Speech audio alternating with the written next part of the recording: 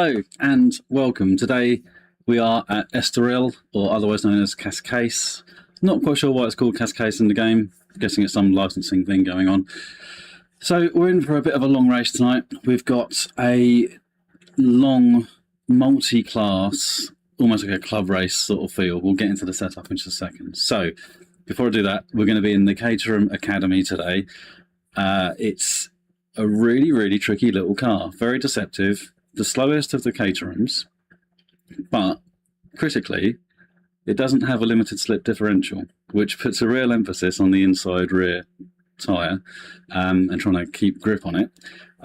But we'll get into more detail once we're in the race itself. I'm not going to bore you before we've even got into the race. So let's set this race up, shall we? Good evening, Tomo. Nice to have you on board. Thank you, mate, for joining. So our race is going to have a 10-minute qualifying session. I'm not going to qualify. I'm just going to run it so that all the multi-class all sort themselves out in their natural order. So we're just going to go in there, skip it, and then go straight into setting up for the race. Now, the race itself is going to be 2 hours, 25 minutes long on a ×10 time progression. So basically, it's going to be a full 24-hour day-night-day cycle. It's not going to have a +1 lap. It's going to be on the 21st of the 8th, 2026. Not that that matters because we've got our fixed weather conditions here of 4 slots, starting with medium cloud, going into rain, into light cloud, and then into sunshine. But with weather progression on ×2, we're going to see the first 2 slots come back round again towards the end of the race. So we might get a sprinkling of rain just at the end. We've got a standing start. We are allowed pit stop refueling, so otherwise we're not going to make the end of the race. There's no mandatory stop, and it's on a default progressing circuit, starting at 3 o'clock. Sorry, that's a bit jumbled around to the normal order, but a lot of the things here sort of, they're not, when you're explaining them, actually they need to be slightly different orders. So that's the race. Our opponents is going to be, so the feeling I'm trying to go for today is kind of like the old, so back in the day, back in the late 90s, there was an event at Snetterton called the Will Hire 24-hour race. And my dad was a mechanic for one of the cars that was there. And I was along, and it was a really good, fun event. But so we've got 13 Caterham Academies, just because that's the class I'm in. I want the most competition I can get. We've got 7 CopaBs, we've got 8 G40 Cups, we've got 3 Group A German Group A's, 2 Maserati Trofeos. The Group A and the Maseratis are really close. They're like almost exactly the same as each other. They're really close. 5 Opalas, 5 Tier 1 and 4 Tier 2 vintage touring cars. It's going to be a real mix. We'll be lapping some cars. We'll be being lapped a number of times as well. It's going to be interesting to say the least. Now, I am just going to come in here because sometimes it doesn't apply these numbers that you've selected. If you go in and then come out of it again, it normally does. On 104 AI skill, that puts them just a little bit on the quick side for me, but I'll explain again. Well, you'll see for yourselves why that's the case once we're in the race. 1.10 wet skill scaler, low aggression. I just prefer it racing on low. It just feels more natural to me. Yeah, I'm not a professional. I don't want to race like a professional because I don't think they race very nicely these days. So I like it on low. It's more of a gentleman's club racing sort of style, a bit more respectful for me. And standard AI mistakes. Rules and penalties. I've given myself a few extra track limit warnings because this track is really quite tight. It's a bit like Steptoe of tracks where it will ping you and you think, oh, really? So I don't want the race ruined by getting a penalty for track limits, but I am going to, up here, limit myself to try and get no more than 5. So, but I don't want it to ruin the race. Right, okay. Tomo, yes, you are partially responsible for this circuit at least, and also some of the combinations. And again, thank you very much for your help in your testing, which you did for me, which helped me choose these classes. It's been a lot of fun this week to try and piece it all together and make it all work nicely. You'll see there the world record is a 2:08.6. That time will get beaten by the AI in this race. Probably not by me though. We'll be looking to try and hover around the 2:09s, and it could be anywhere between the low 2:09s and the mid 2:10s. Depends on weather and all sorts of things. I mean, like the weather will push us out to the late sort of 2:18s, 2:20s. So yeah, there's a lot going on in this race. It's sort of quite deceptive. Right, so let's just skip that, and then we'll have a look at the results of qualifying. We'll be starting from the very back. So we've got the Maseratis, then we've got the BMW, Audi V8, and then we've got the Opalas after that. That 2002's done well. We've got the Ginetta G40s. See, the Corvettes get spanked by the 2002s in this. And then you got us with the G40 mixed in the middle there. Another Corvette. Then you've got the CopaBs, and then you've got the Tier 2 minis with. So we'll pretend. So this Tier 2 mini here is my own livery. So we'll pretend that we've taken 2 team cars to this race, and Darren Gibson is driving my 65 Cooper S while I'm driving my Caterham.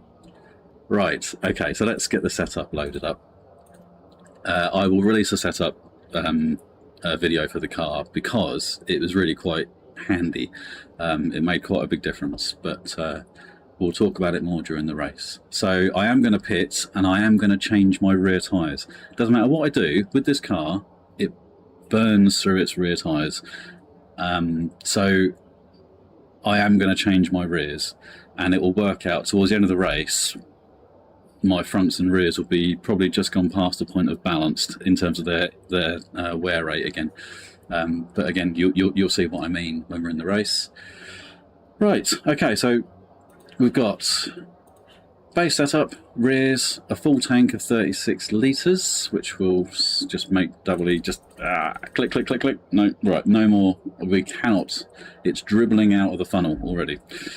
So, quite straightforward, quite simple. We're ready to go. What's going on? The Group 8 Maseratis being close entries. Yes, they are interchangeable, I would say, would be the word, Tomo. They're extremely close. Sorry, I did skip through the times, didn't I? A little bit quick there. But yes, they've been qualifying. They've been swapping between, where they sit in the order. I think in one of my test races, there was a Maserati and a BMW separated by 0.02, so they're really close. And also during the race, you'll probably see them swap from one to the other as well. Yeah, it's quite interesting.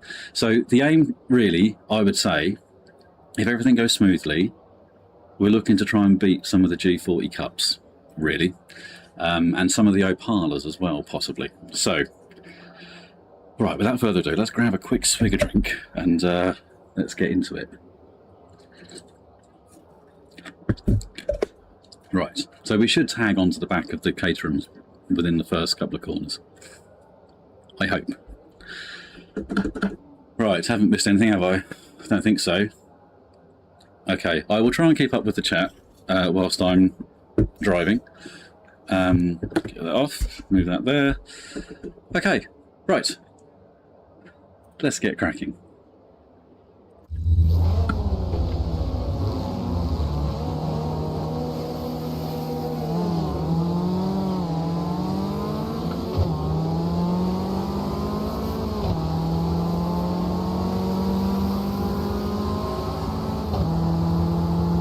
Yeah, so we'll get through this pack and then we'll literally tag on to the back of the Caterhams at the start.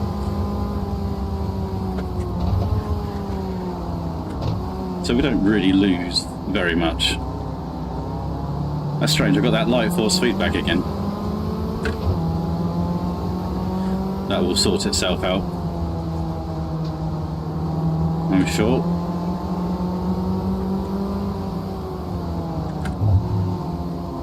need one tight corner and then that should... There we go, it's back again now.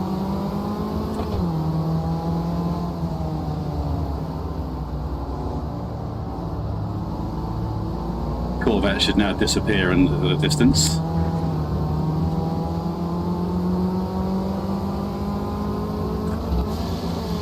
Ooh, can't afford to do that either.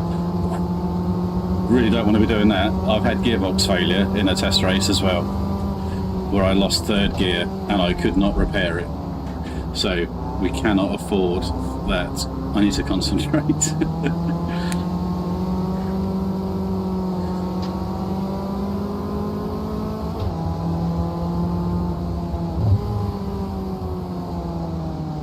Need to keep it really smooth so the car rewards smoothness. It doesn't like being thrown around. Need to clear this Corvette really. Not really any point doing it here though, because they'll just get us on the straight.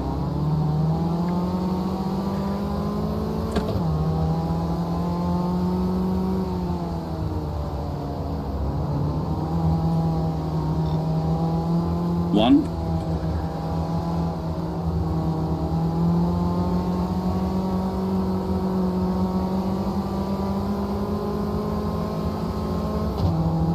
Now ideally we need to get onto the back of this Caterham ahead of us. Give you the time so you can see where we are.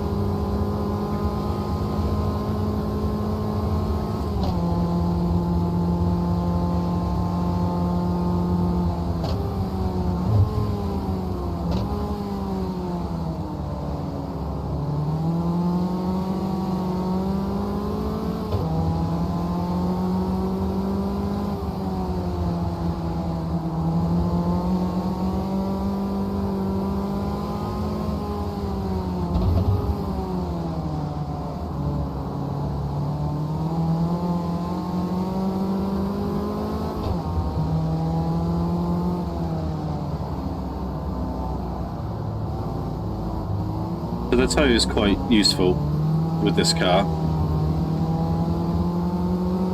which is why I want to really try and get onto the back of these guys nice and early. So there are a mixture here of street tyres, which is what we're on, so we won't need to worry about changing tyres, but other cars will. So the vintage cars won't need to worry about it, because they're all on street tyres, if you like, or they're all weather tyres, shall we say. The CopaBs will need to change. The G40s will need to change, which is what brings us back into play with them. The Opalas will need to change, and so will the Group A's and the Maseratis.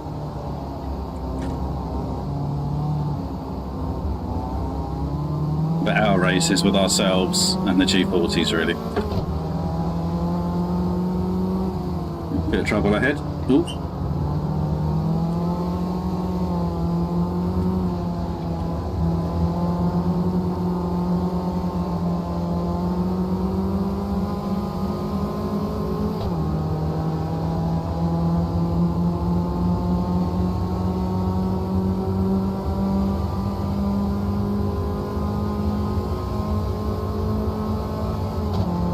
So it's going to be quite deceptive. It's going to look like I'm not trying. I am, but I'm trying to be smooth. The effort goes into making it look easy rather than making it look flamboyant.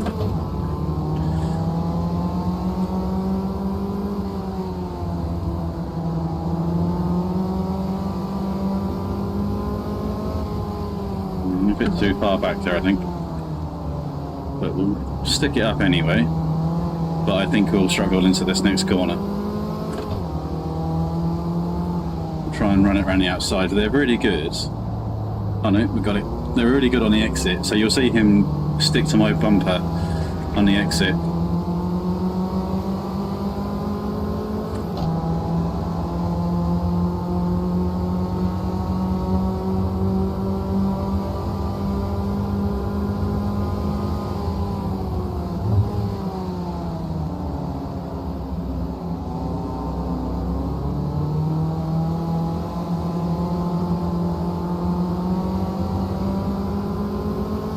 So those little micro corrections when you're on the throttle, they're okay, because that's sort of indicative that you're in the slip of the traction and the cornering, the friction circle on those rear tyres. But when you start seeing big corrections, you've gone too far.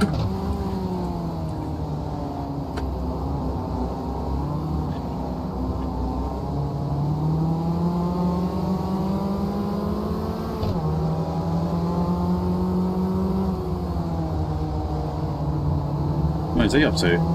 Oh, the guy in the mirror, I don't know if you saw that. He nearly, he just saved that. I think something about my line put that AI car offline and made it run too tight into the corner, I think.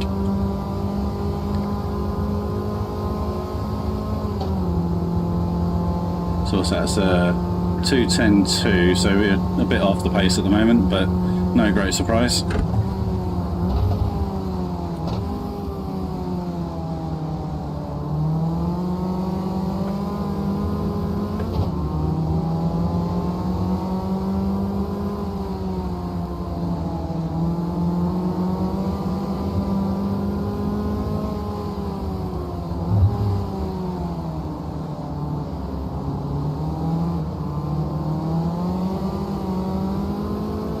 Worth a look, but it was never going to go anywhere, was it? Wonder if we can get boxed in there. No. You see what I mean? So you push just a little bit harder and the car moves and then walks itself to the outside as the rear slides, then the front slides with it, and it just sort of walks itself out to the outside of the circuit, and you just don't go any faster. You just get sweatier.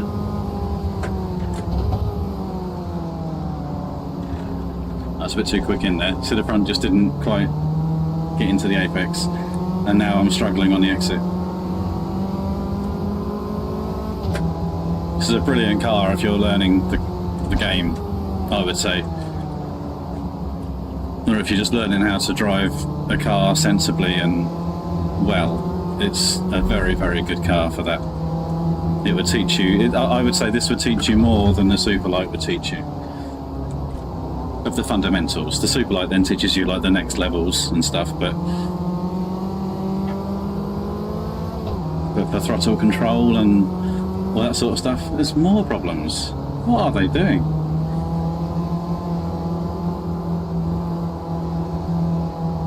I've not seen these issues in any of my test races so far.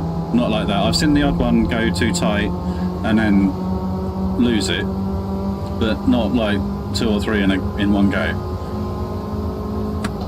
I hope that's not indicative of how this race is going to go. I hope it's not going to ruin it.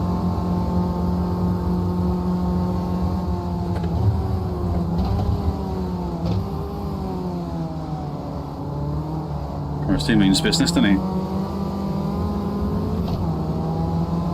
He's still there.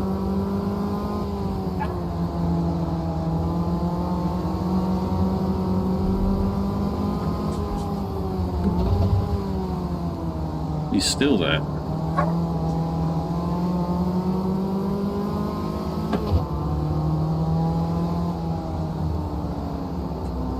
So Stevenson, who's now ahead of us, balking me, he has been one of the very front runners. So expect him to be at the sharp end of this.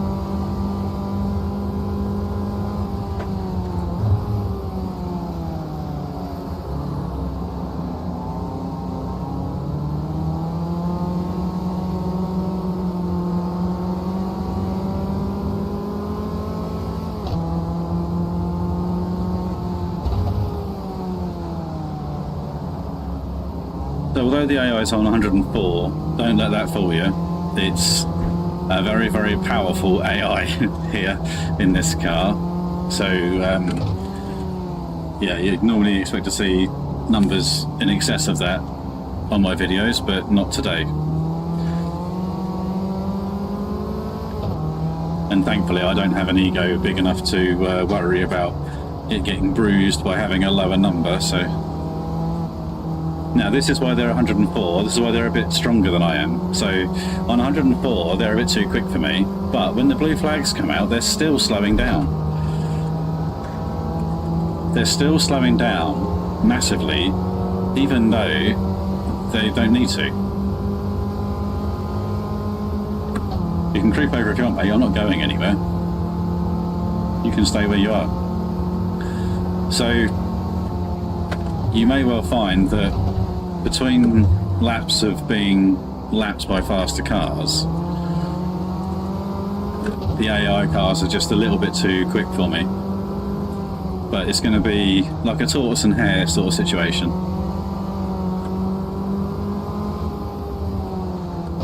What I absolutely cannot afford to do is make mistakes.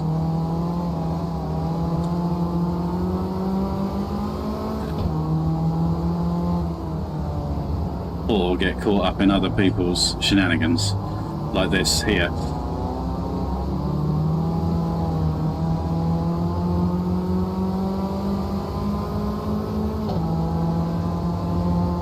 Oh, dude. Easy, calm down.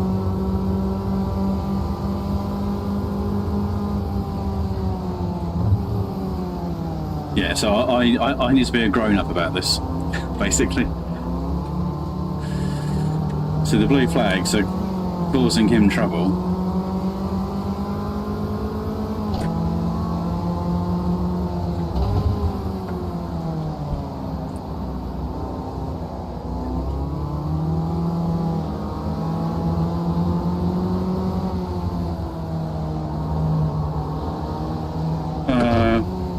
I don't want to be here. I've been harpooned. Oh no. I'll lose a place. Fine, take it. Yeah, that's good. We've got 2 hours, 10 minutes to go. I'm not losing my left front wheel now, thank you.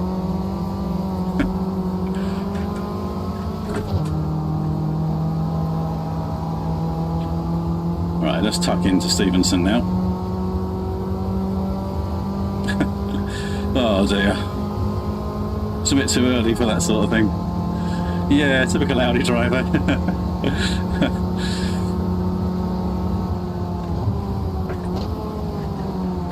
Another one.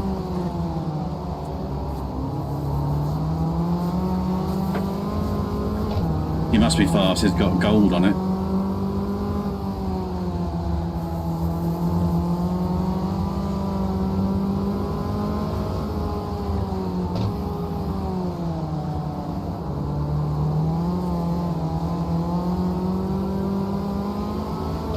Easy.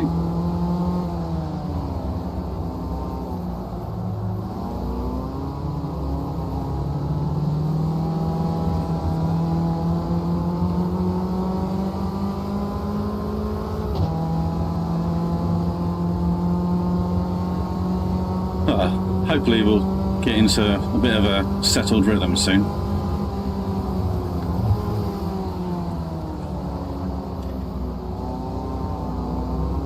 The thing is, this is the time to sort of try and make the difference, really, if you can. If you can be aggressive here, you can make up a lot of time, but mindful it's a live stream, and I don't want to look like an idiot, so I'm going to take it sensibly.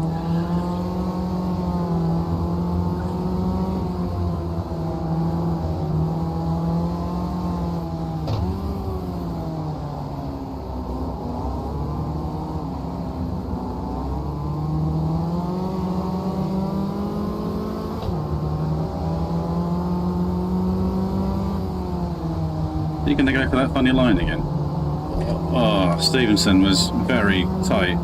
That was track limits, 100%. If mine was track limits, so was that.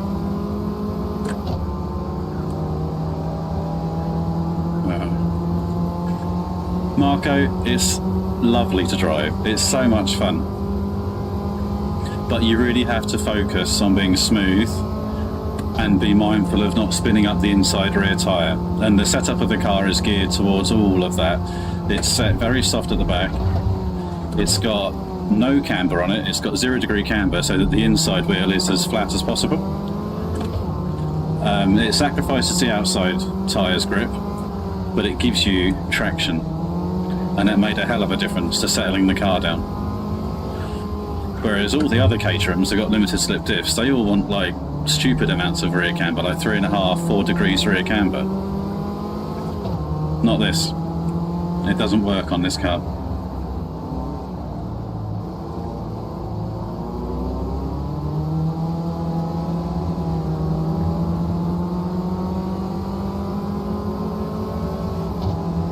But I will release the setup for it once this stream is done and over the next day or two.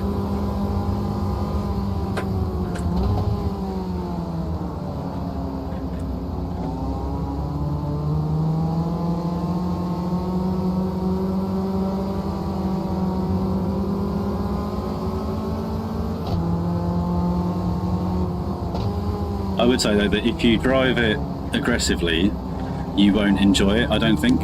You have to be in that sort of super smooth Jackie Stewart sort of mood.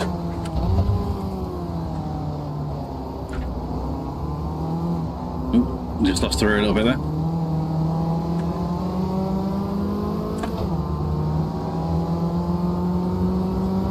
Oh, another half spin there.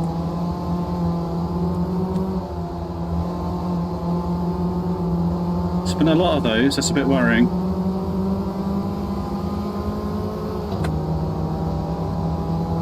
Who was that? That was Rampanelli. He's been another very, very fast driver in my test races. So we're in good company around us. If we can maintain the pace of these guys ahead of us, Boundy, Rampanelli, Stevenson, we'll be doing all right. Chorley as well has been another, or that might be track limits. No, cool.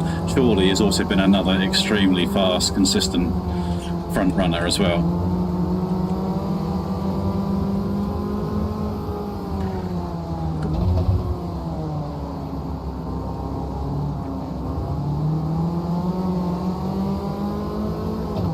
That's frustrating there because I could have carried more speed through there, but not with the car where I want it to be, or already where I want it to be.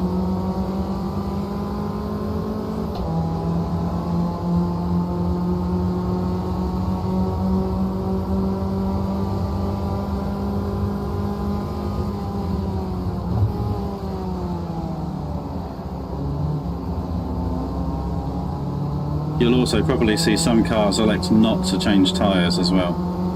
I suspect that's because the AI is probably kinder on its rear tyres than I am. So it can get away with it. I don't think I could, especially with the thought that there could be rain at the end of it as well. So I really don't want to chance it. But it's going to cost me about 12 seconds in the pits against those who don't change tyres.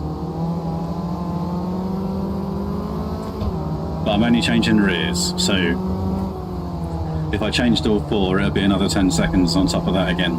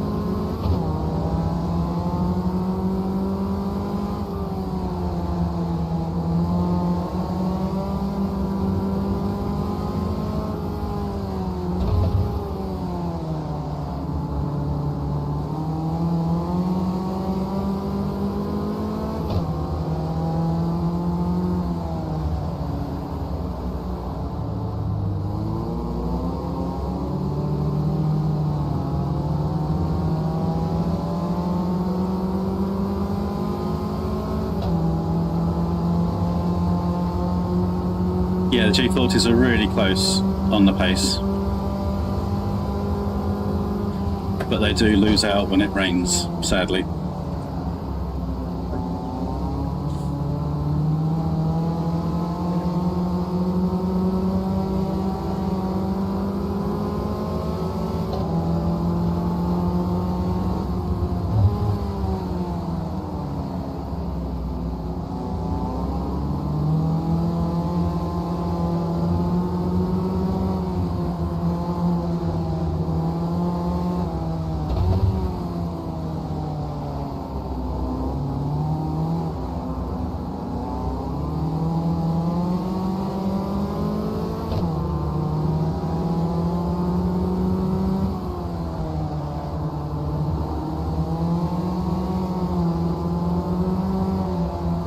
So to that left-hander there, if I can keep my right front headlight on the white line, then I'm good. If it goes further towards, inwards towards the curb, then I'm liable for track limits. I'm taking a mickey of it.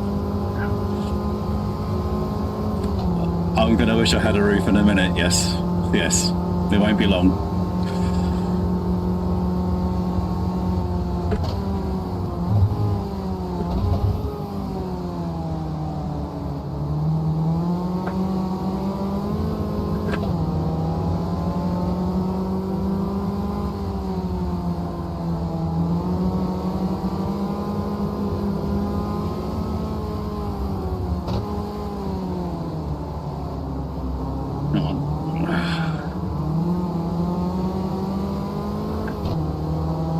Oh, I just saw a spot of rain there. Let's see if we can run it around the outside. Nope.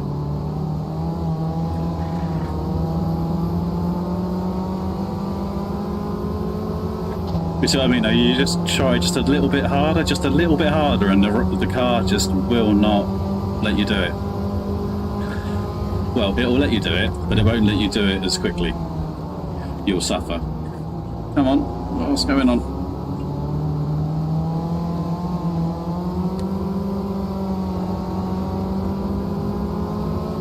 Yeah, fair enough, lads. Yep.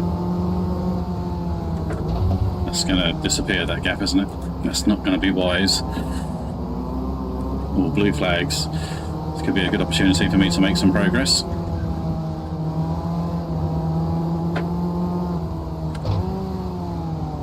The Maseratis again. It's about every sort of 15 minutes or so you will see them. Let them go around the outside.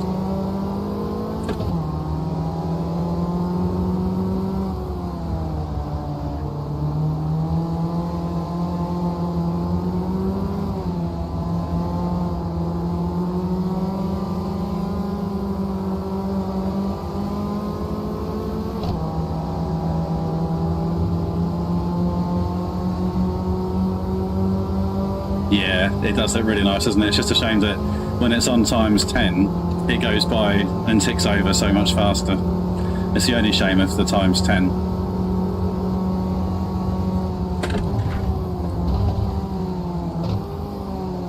Let the Maserati go.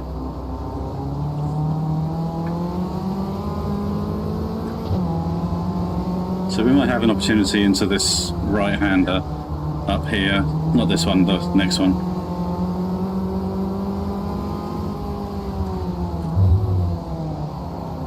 Oh, that was a bit of a risk, but it was worth it, I think.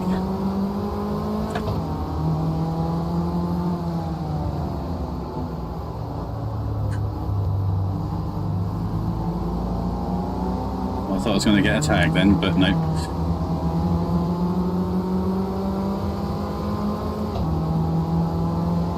I'm sort of being a little bit tentative. I don't want to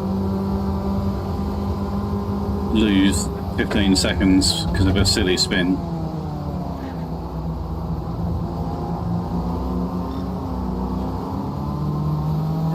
See what I mean? It's like, what did I do? Was I really that bad there? This is going to be a bit of a risk as well. Just make sure I'm fully alongside anyone I'm next to.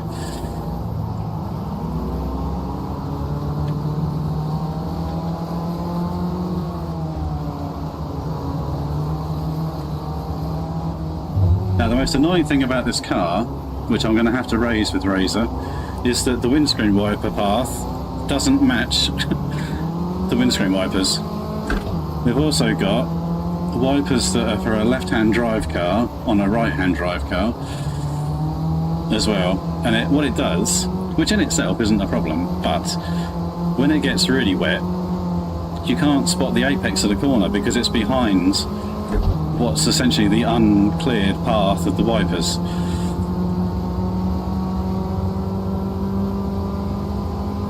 So I'll be raising that after this with Razor.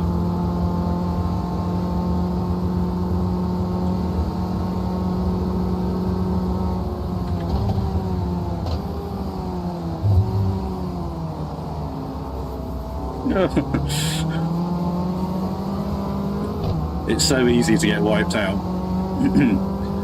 And it could very easily happen tonight as well. That's going to be track limits.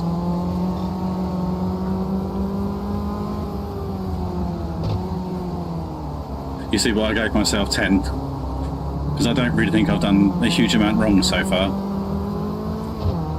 Either, you know, you can get a track limit, so just trying to get out of the way of somebody whilst you're being lapped. So 5 would have just been too restrictive, I think.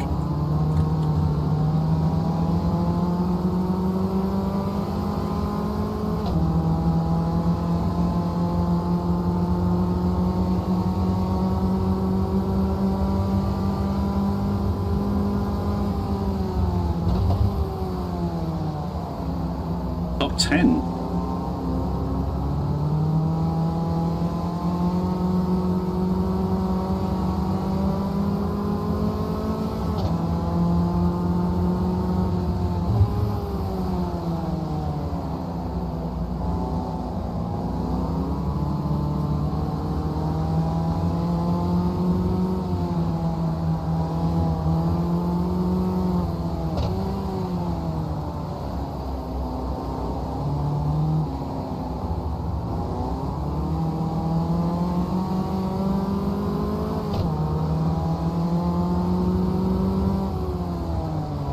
A bit of space. It looks like he's going to give it a go.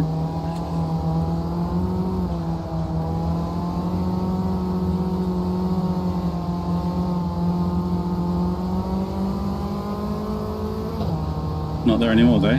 Did he spin? I didn't see a yellow flag or anything there.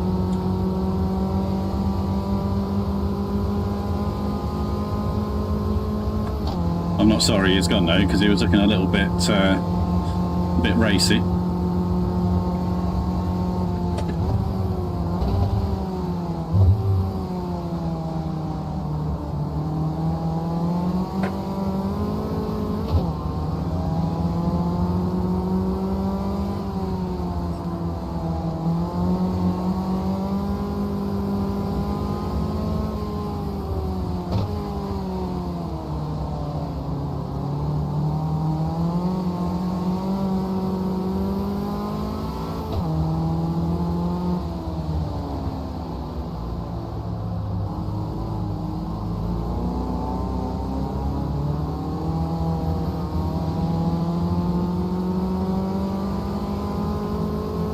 Need to watch out for rivers on this part of the circuit as well,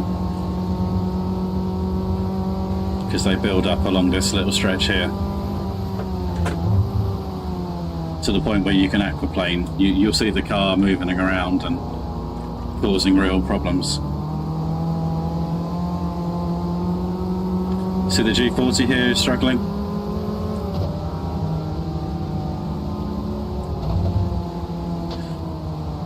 Causing all manner of problems. I probably could have played that a bit more aggressively, but I'm not sure it would have been very clever to do that. What's going on here? Is this another G40?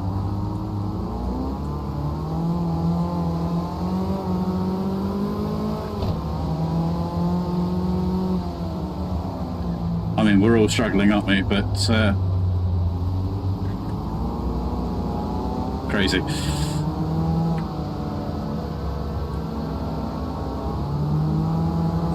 It's just So that's the downside, isn't it, to the times 10, is just that the rain comes in so fast that the AI doesn't react to it properly, and it can cause that problem. That is by far the worst I've seen it in my test races.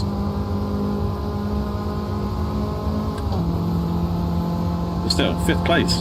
Nice.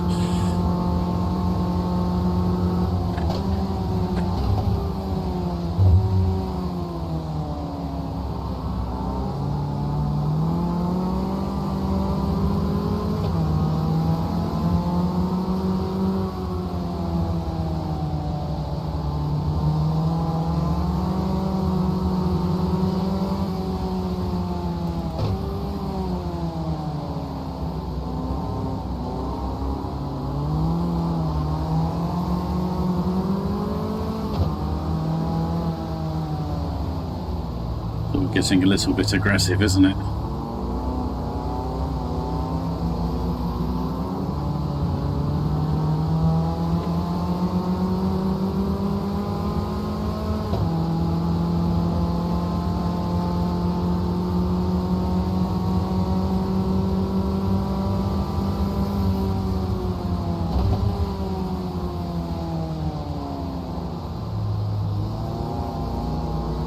I thought I had someone on my inside. Although I've just been really gentle through that corner for no reason. I have, haven't I?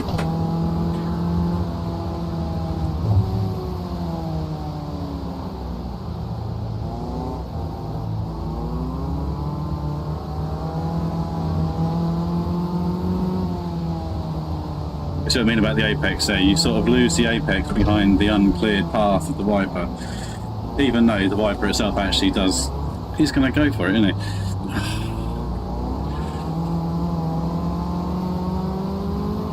And this is on low aggression as well.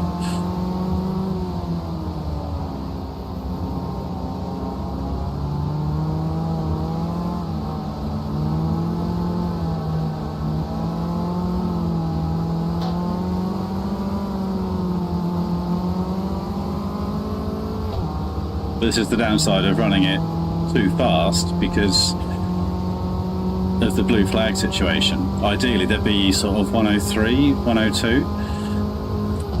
That's my actual pace. But I didn't want to show you a race where I just went and won it by 30 seconds. That's just silly. I don't want you to be sitting through 2.5 hours of racing just watching me go, yeah, look how great I am. That'd just be silly. I want you to actually see a race.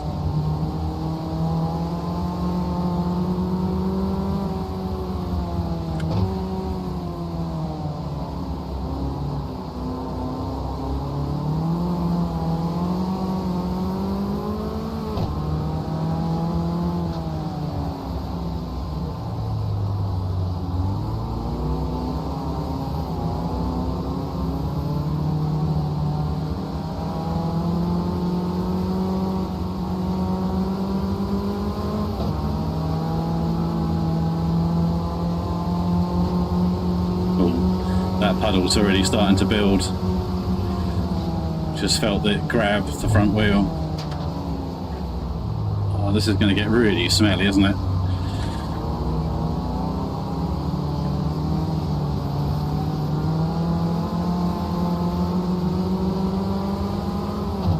But this is multi-class, isn't it? This is what it's all about. It's a skill in itself to navigate your way through this traffic and let the other traffic through when you need to. It's a skill in itself that's, I think, largely underappreciated, especially when it's you letting faster traffic through. That is a skill which I think goes largely it sort of, it doesn't, people don't tend to give it the credit that it deserves.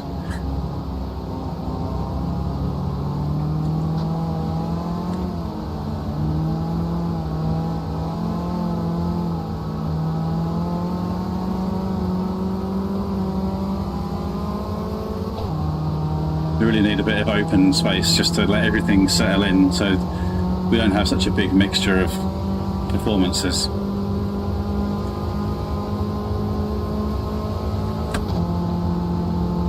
Yeah, that's pretty much it, Tommy. Yeah, look how fast I am, look how brilliant I am.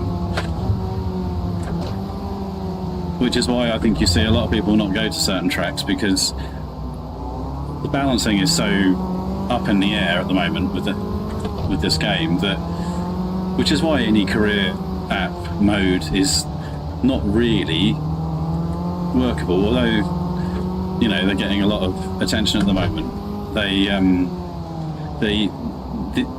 The problem they have is nothing to do with them. It's everything to do with the balancing within the game and the AI difficulty, and not just from circuit to circuit, from car to car, from class to class, but it's also from conditions to conditions as well.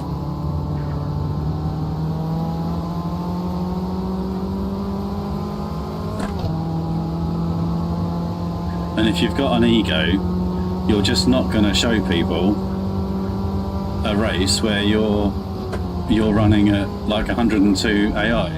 Yeah. Ooh, that Maserati came in really, really hot. Ooh.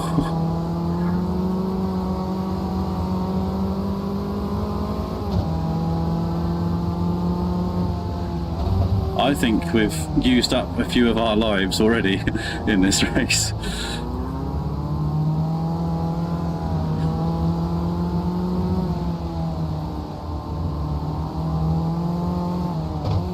But that is unfortunately the byproduct of running the AI too fast.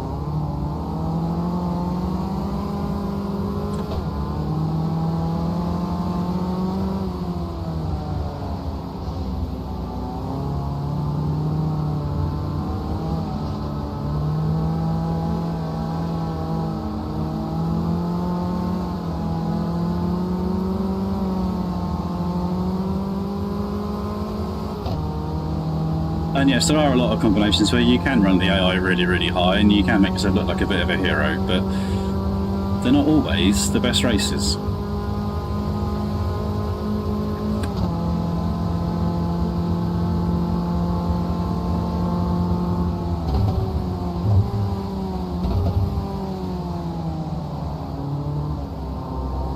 Sense it up to, you know, they sort of sit on your rear corner and you can't trust them not to tag it.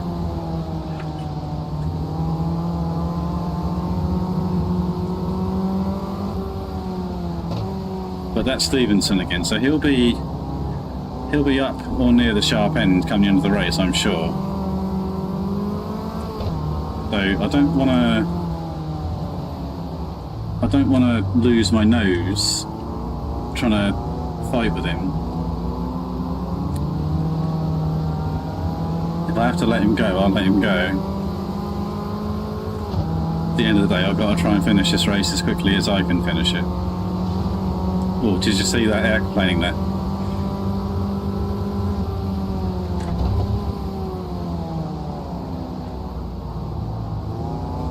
I've just got to focus on keeping it nice and smooth.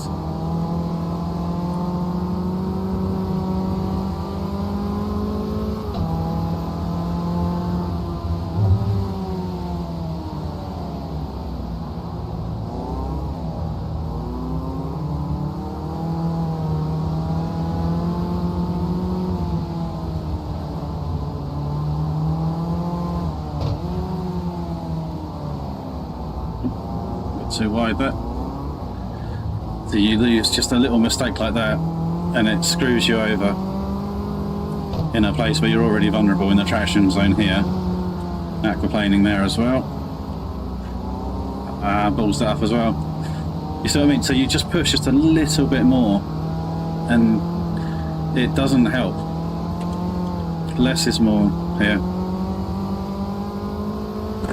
Doesn't matter if it's dry or wet, less is more. It's just that when it's wet, it's more exaggerated and it's clearer to see.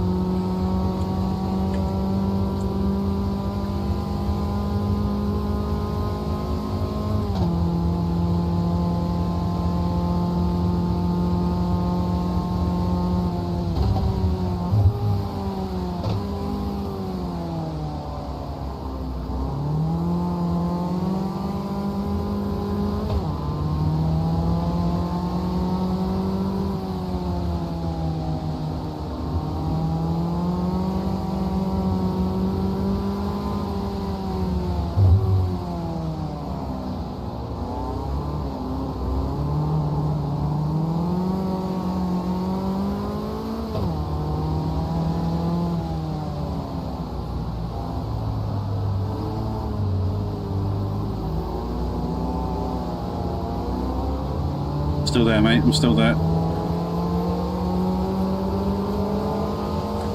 Yeah, you see the Audis, the BMWs and the Maseratis now are all together. All easy.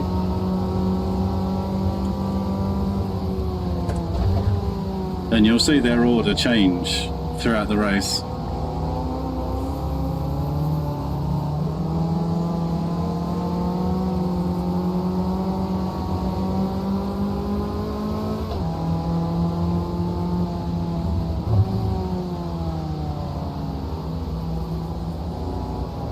Oh, I followed him into the grass. What a wally.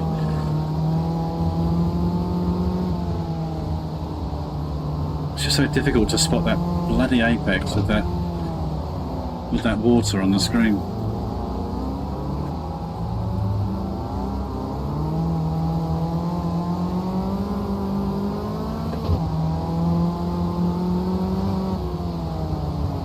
Oh, this could be trouble.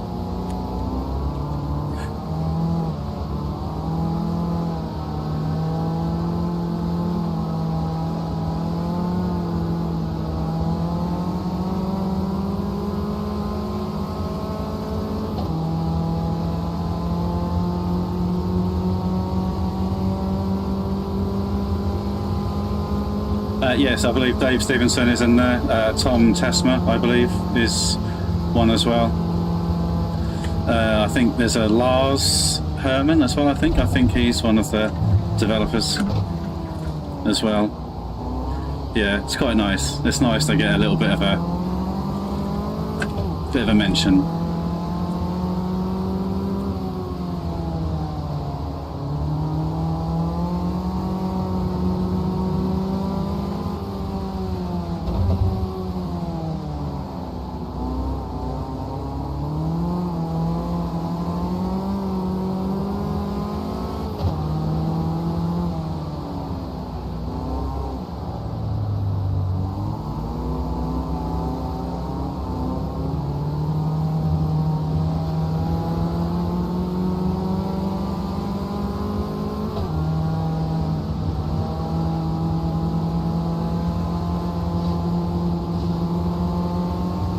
Those puddles are nasty.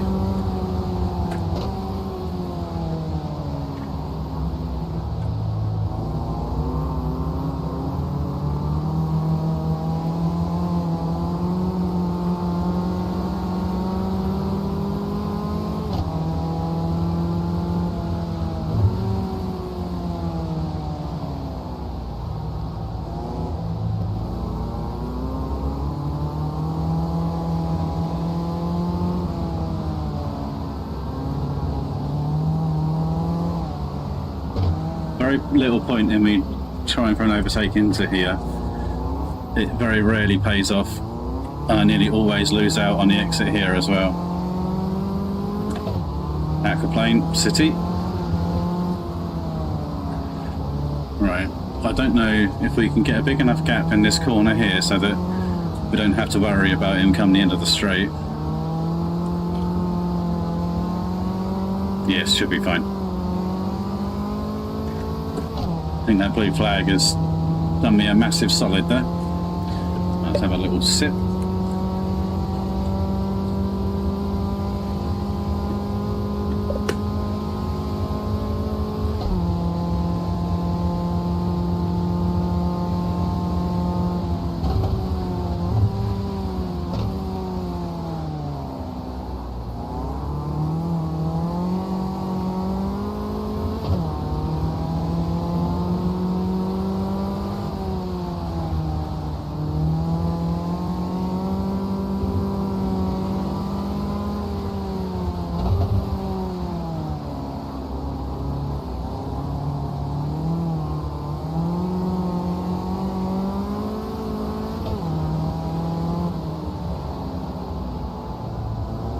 See how much difference that blue flag has made. We couldn't keep up with Stevenson before. And now look, we're gonna...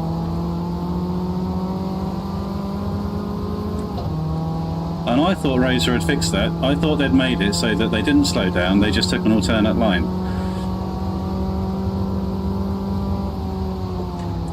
But they clearly haven't done all classes yet. there's something weird going on there, because I did a race with the CopaBs, I think it was, and they had definitely improved the situation, but I don't recall them slowing down like this. This is like it was pre-update.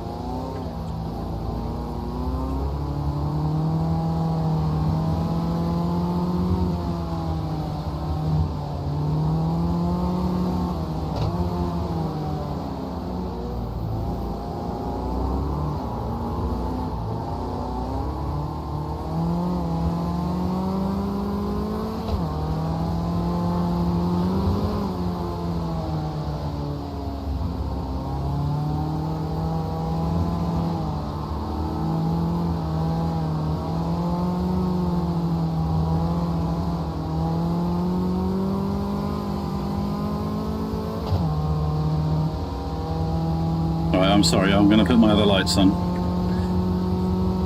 I know in real life you probably wouldn't do it, but yeah, I want to see where I'm going, so.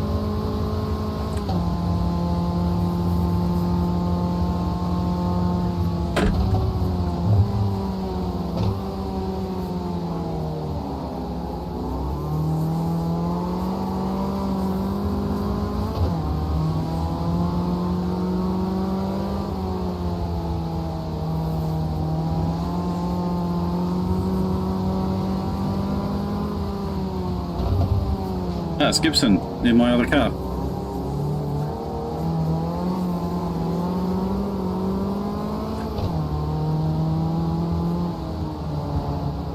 Still looks straight at least, that's important. Come on.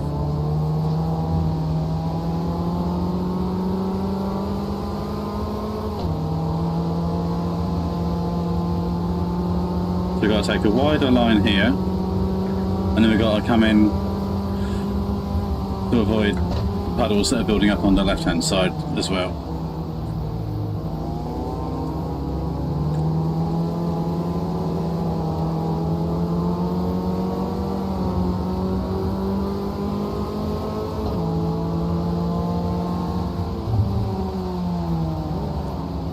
I do miss my minis, I have to say. Might have to revisit.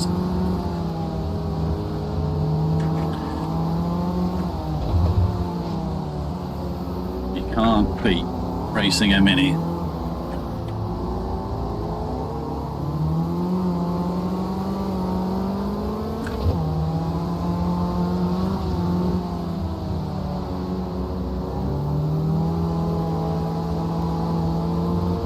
In the wet, the Opalas really aren't that much faster. They are a little bit, but not by much.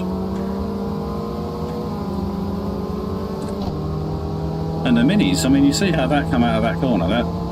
They're the slowest, one of the slowest cars in the game, but they're still pretty damn good, really.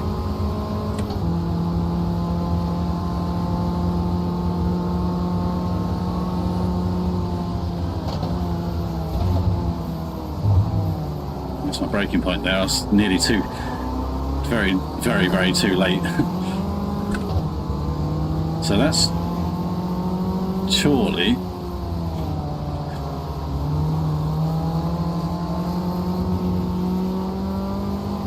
now he is normally at the very sharp end, so that means that we've got somebody else.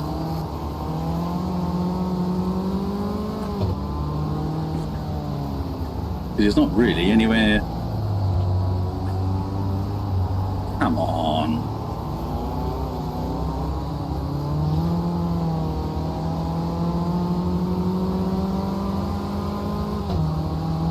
That's really frustrating.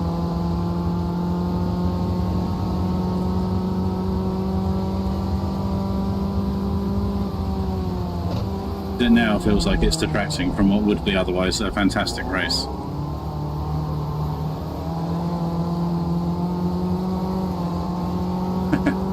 The rear was going the whole time there.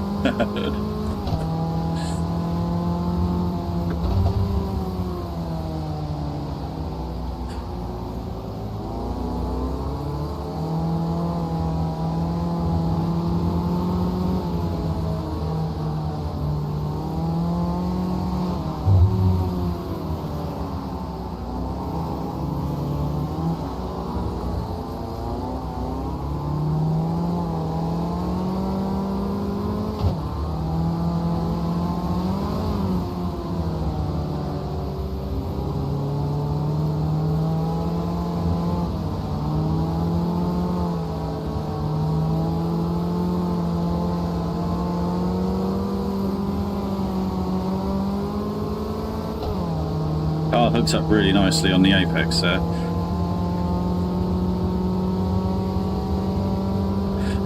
Yeah, they've installed the Ricky Collard button, haven't they?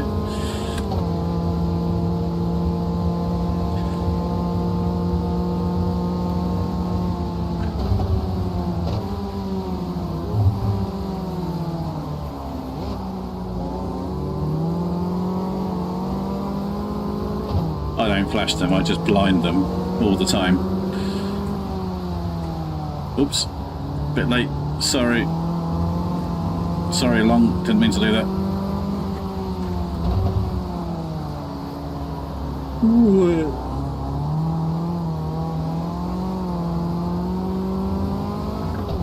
But you can go the long way round.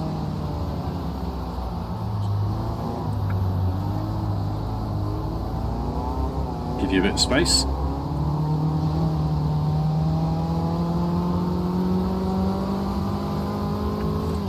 Okay.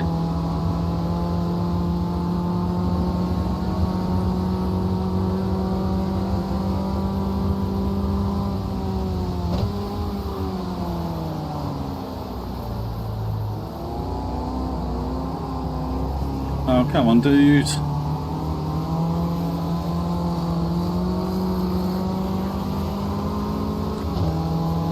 Cannot see a thing. Oh, no. No, no, no, no. Oh. There's me giving him the big one. Only go and nearly screw it up.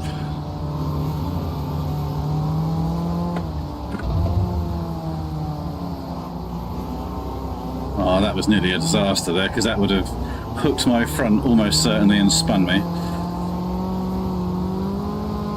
And I'd have been facing the barrier. Not sure whether, and then needing to reverse, and oh, that would have cost me 30 seconds, I reckon.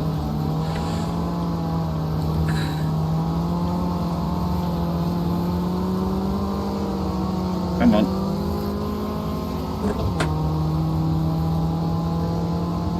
Alright, so we're P5, that's pretty good. Hour and a half to go. We are 7 seconds off the lead.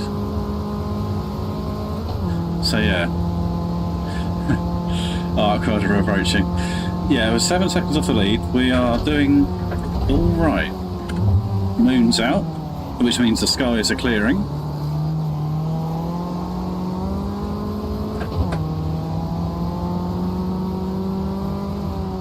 Which means we can start to enjoy some dry track soon.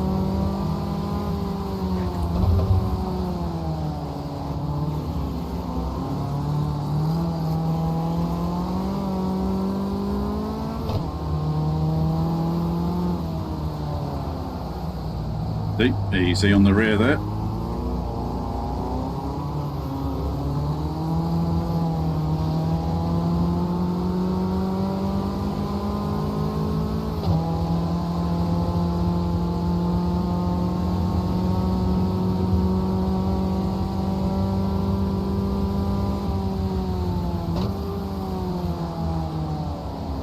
Well, these few laps here have been very good for us, haven't they? So that's, I count 4 Caterhams there. That's the lead of our class in front of us there.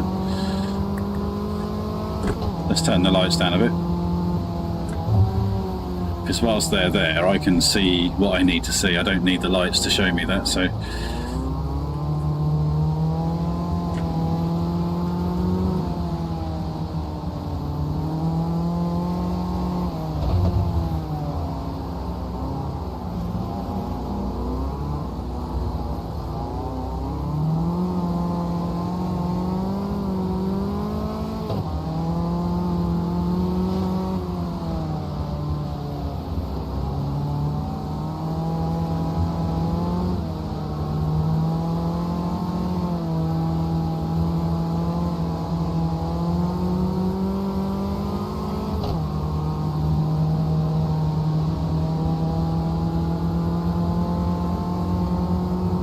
Well, Marco, they've got the mid-90s BTCC touring cars being worked on. I don't know how far along development they are, but they're to be introduced soon. So, but they won't be BTCC. They'll be probably like European but they're all the same cars. It was a worldwide formula, wasn't it? So, yeah. So we should have the BMWs, and I don't know what front-wheel drive cars. Hopefully some front-wheel drive, because I would love to have that. Because front-wheel drive, as you know, anyone who follows the channel, front-wheel drive is just my thing. I just love it.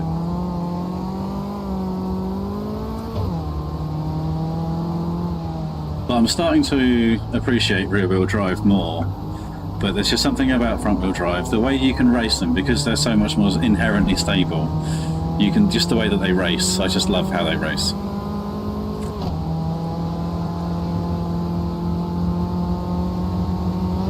Ooh.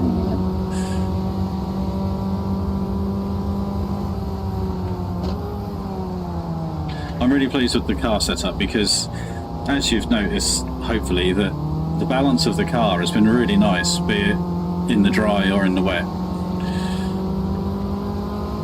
It's very you can play with it in the wet. It's not, sorry dude, that was a bit of me, that wasn't it? So you can play with it as much as you can in the dry, in the wet, if not more so. It's user friendly, it doesn't try and bite you. It's just a really nice little car.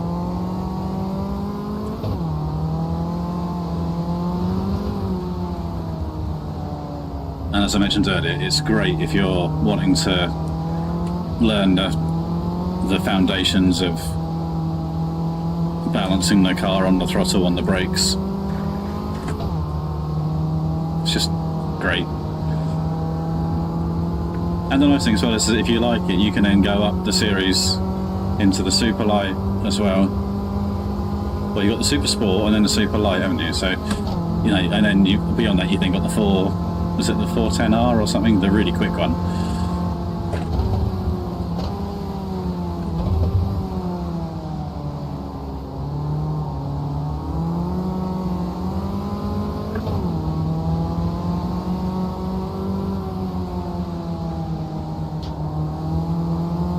Now the lap cars are cleared and the blue flags are gone,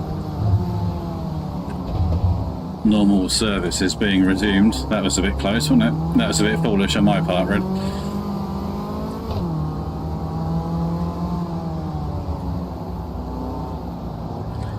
Little lack of care there on my part.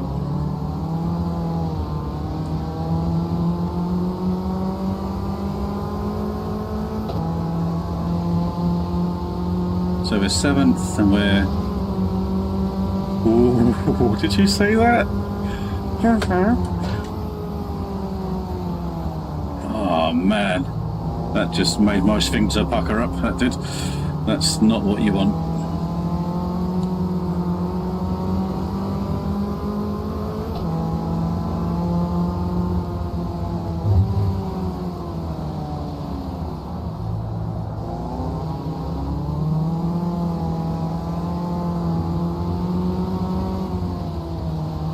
But I'm very pleased with that. So that blue flag stint that we had there really did help us out massively. And we are going to have to sacrifice now. We're going to have to just let some of these guys go, I think. Because there's no point really getting too racy with them. Because they're just too fast.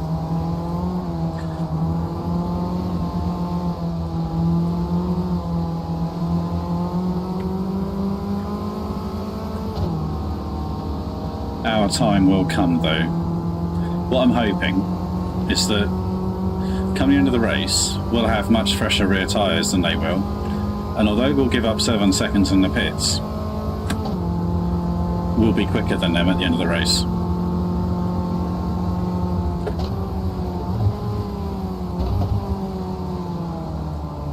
I'm hoping it's going to give us a very good end to the race.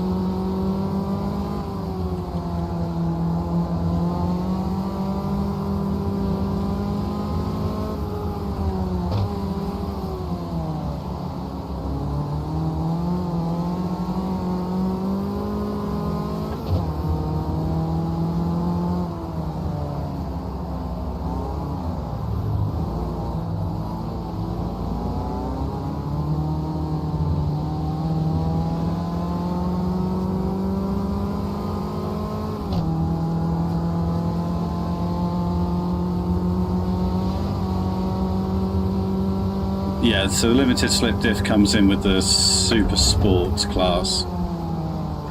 See, what would be nice is if they gave this an open diff, the Super Sport one of the ATB diffs like you got in the G40, and then the Super Light had the limited slip diff.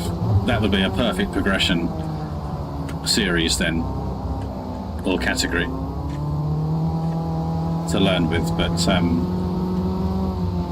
not to worry, it is what it is. We shall just enjoy what we've got.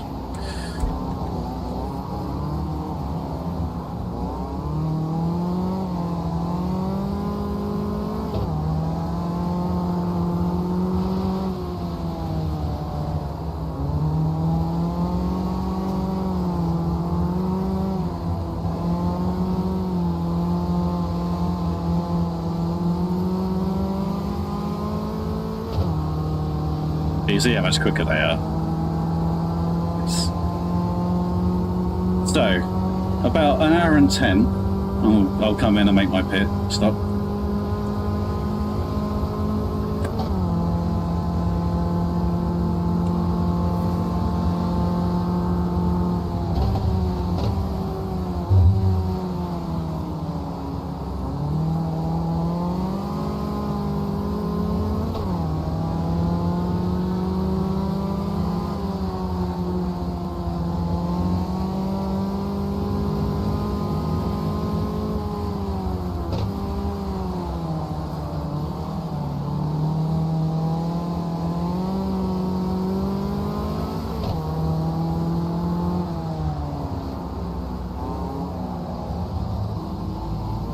See?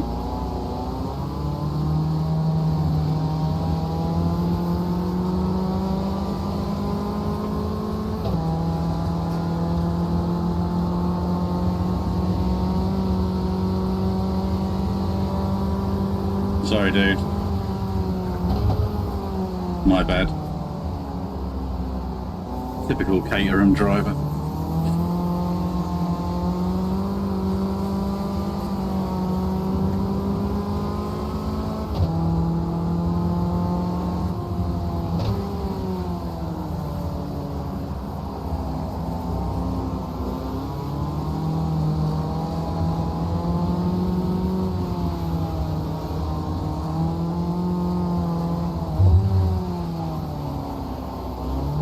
A bit too much there. That was taking the mickey just a bit, wasn't it? It didn't give me track limits, but I wouldn't want to do that too often. It's a bit silly, that.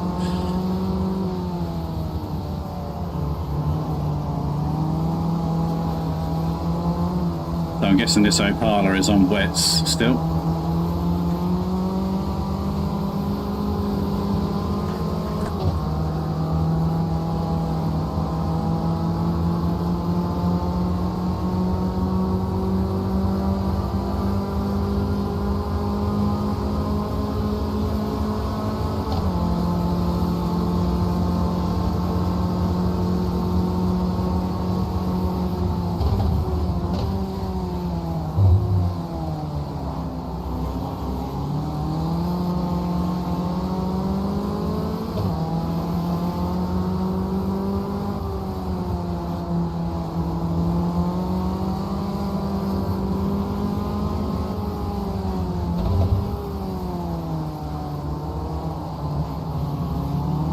That Opala is doing us such a favour because he's instigating a blue flag for all of these Caterhams, and while they're, because he's not going as quick as he could or should necessarily be, he's just the right pace to slow the entire train down.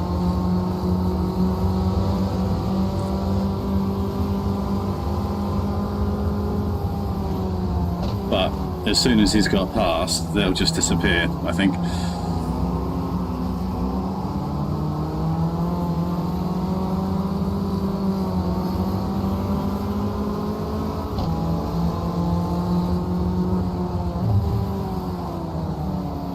It's a bit risky, this, but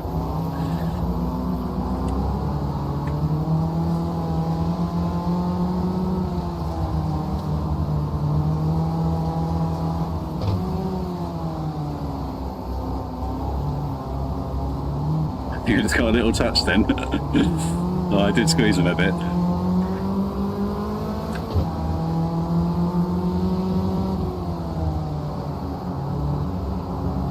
That was the Caterham there. I thought that was the Opala still.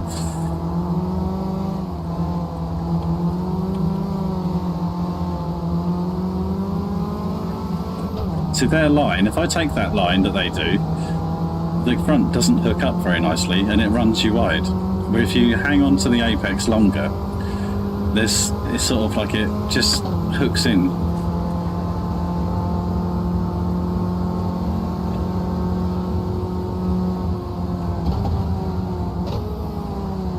Sorry, Tom, I see there's a chat there, but it's got a bit busy.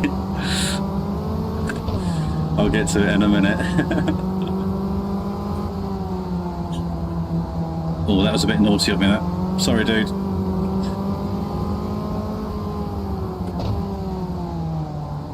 Yeah, that was a bit naughty.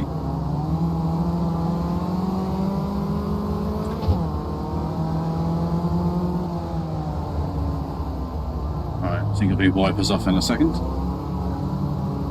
Ooh, easy.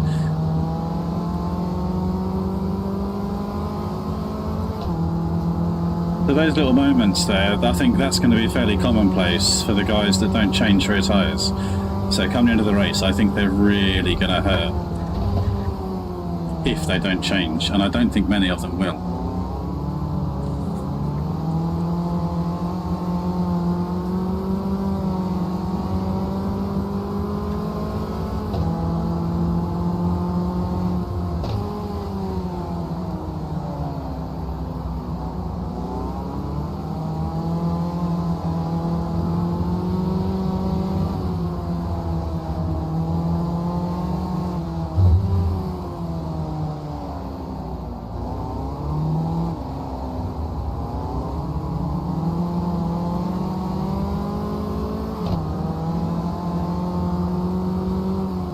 When we change tyres, we're going to have to fight a fairly locked-in rear end compared to the front. The front's going to struggle, and then as we get close to the 20-minute, half an hour to go mark, everything should balance out nicely, and then start going more towards a little bit of oversteer towards the end.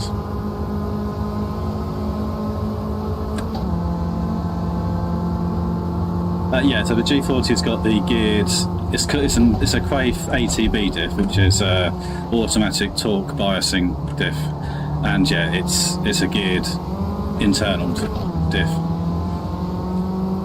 and you can change the ratio of what gets sent to the outside wheel.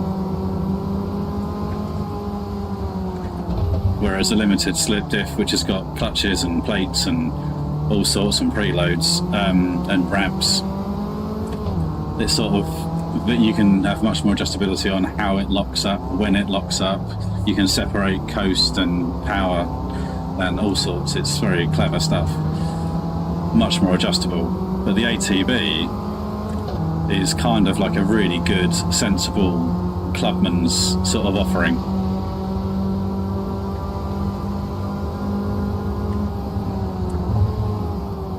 I believe they also fitted the ATB diff, little push there, I believe they also fitted the ATB diff into the Ford RS Focus. Isn't like the early 2000s, but yeah, quite highly regarded as a differential. You know, it's quite user friendly.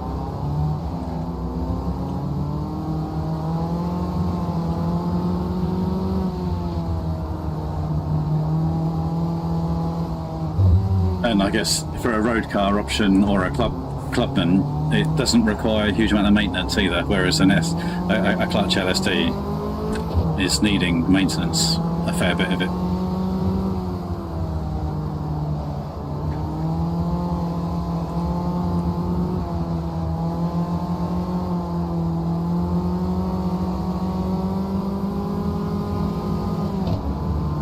Bit tight though on the apexer. Right.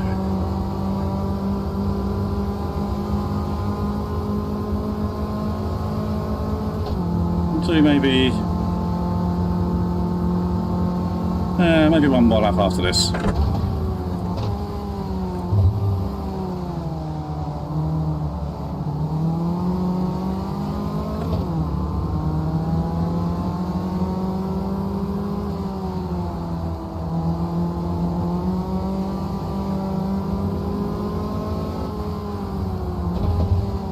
We'll likely be on our own for a little while because they will almost certainly run their car to the point where it's only got fumes left. And those that do run it till it's only got fumes left will almost certainly not be changing tyres. So, yeah.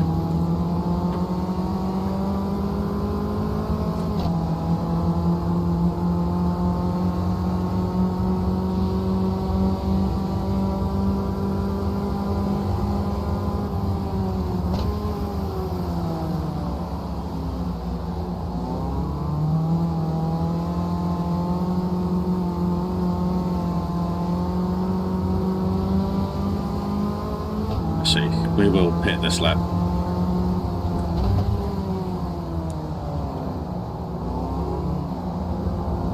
Let this Maserati go. I'll try to. Come on. Oh, dude.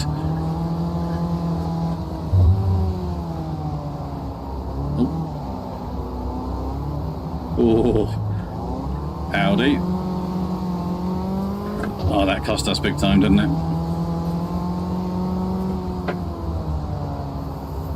Oops. Cool. Just checking the pits is correct.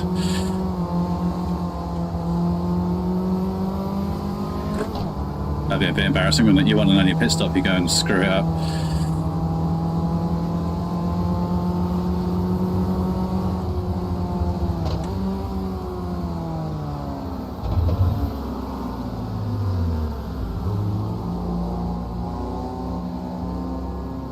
Wasn't sure if my pit limiter was on or not. I'd lost it on the screen. It was a bit tentative on the pit entry there, but never mind. That's all right. Maybe lost a second and a half or so. Oh dear.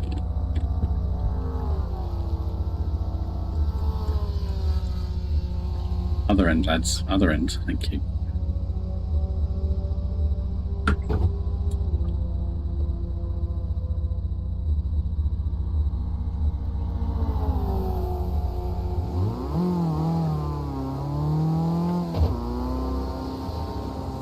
Right, let's see if we can make up 7 seconds.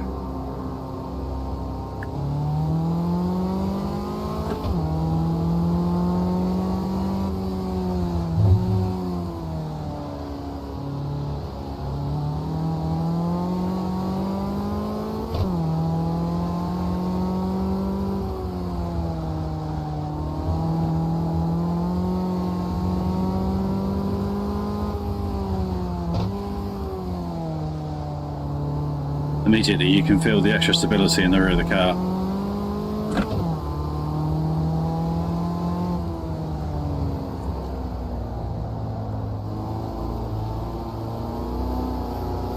And it pushes on exit a lot more.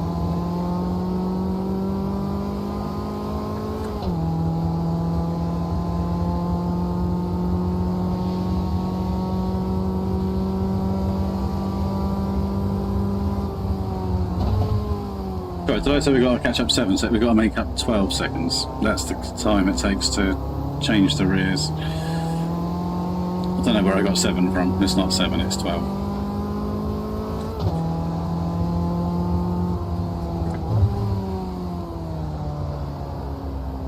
So it's 20 to 4 in the morning at the moment.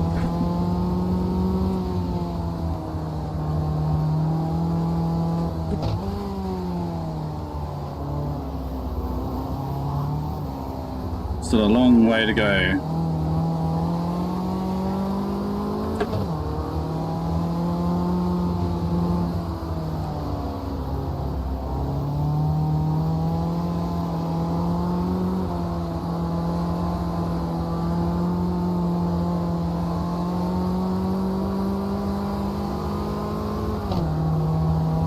even on the exit there, how much more it pushes.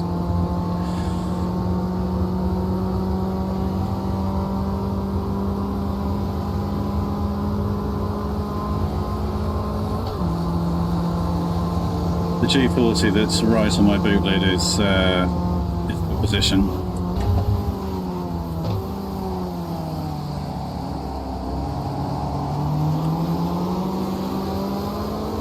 It might make sense just to let him go, I think.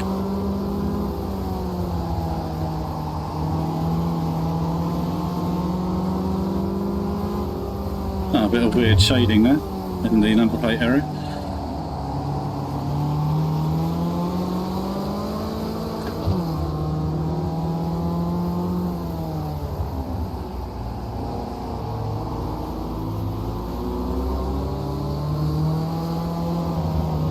You see how much faster the G40 is.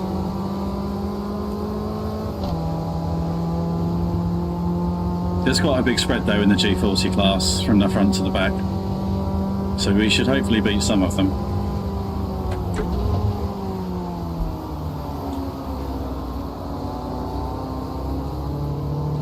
Ooh. Double yellow flag.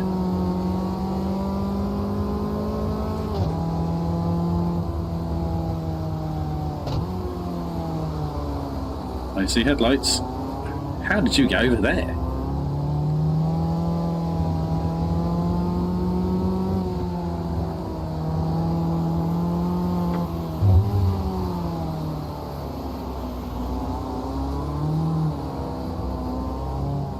How did they get over there? That's going some, that is. And facing that way as well.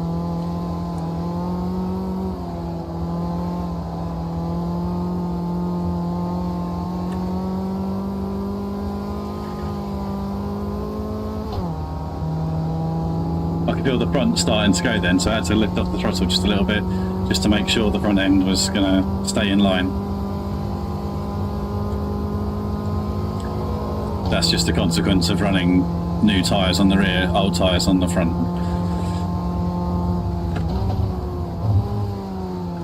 As this stint goes on, you'll see that balance, you'll see the tyre wear indicators equal out as the stint goes on. A bit late on turning there.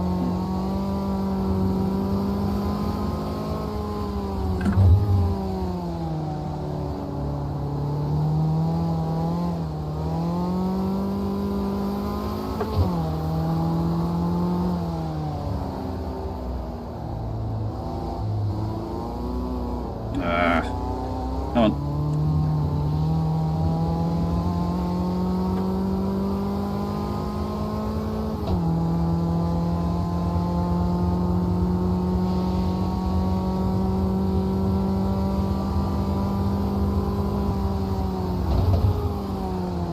So the cars in our mirror currently immediately behind us are for position. Oh, not anymore, no. We've actually got second place coming up now.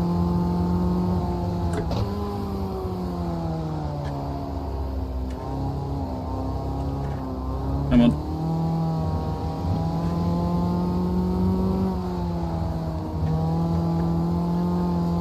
Hopefully they'll catch us at a nice point. Looks like they will. Yep, cool. It's not cost us anything at all. Other than just me looking over my shoulder a little bit. That's spot on, that is. And I see daylight coming through now.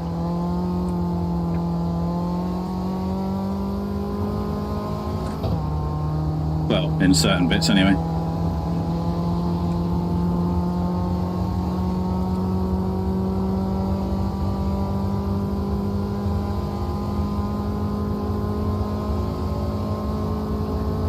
So we're 51 seconds off the lead at the moment.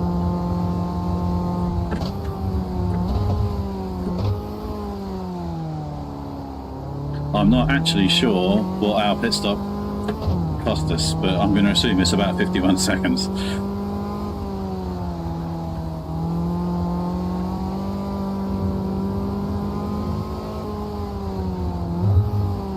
Those mountains look pretty good, didn't they? With the blue sky behind.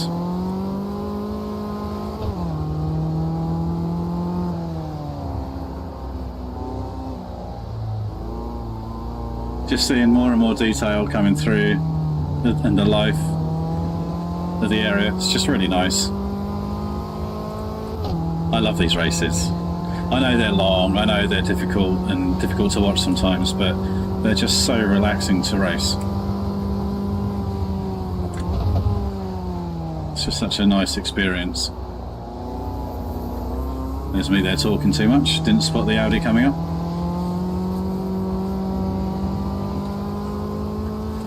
So it looks like the Maseratis and the Group A's are spreading out a little bit now, doesn't it?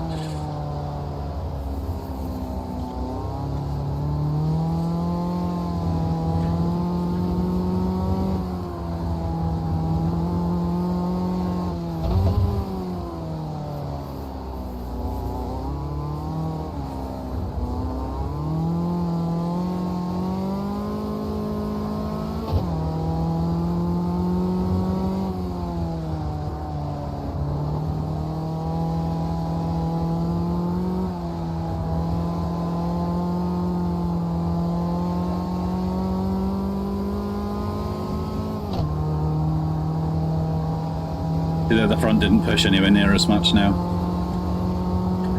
and the rear tyres haven't really worn too much. Maybe it was how I did it then, maybe it was just me.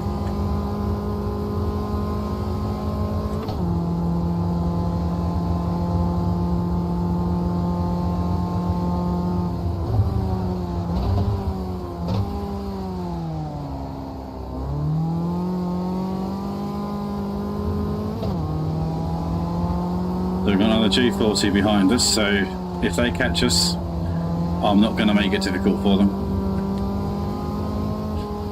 Because our race is 50 seconds up the road, not 2 seconds behind us.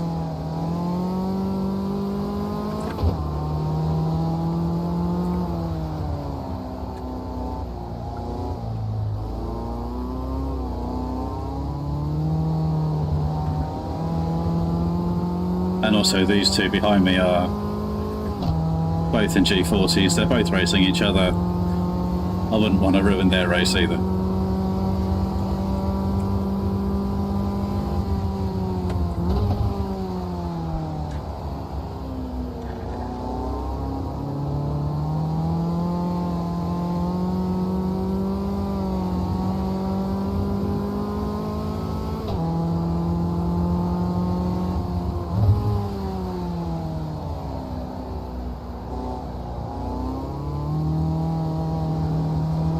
Probably let them go at the most sensible opportunity that might even be here. Yep, that'll work well.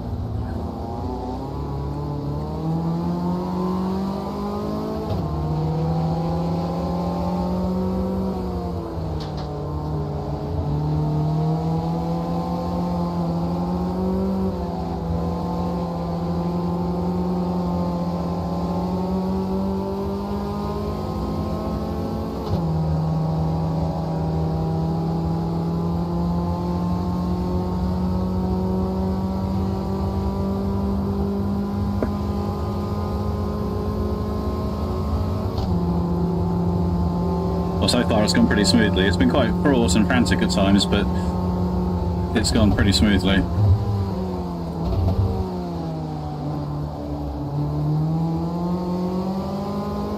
We've kept ourselves out of trouble so far.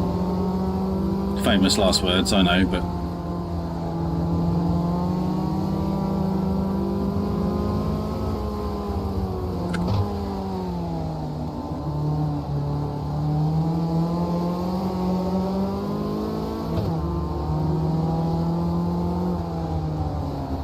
I'm intrigued to see where we compare when everyone's out the pits.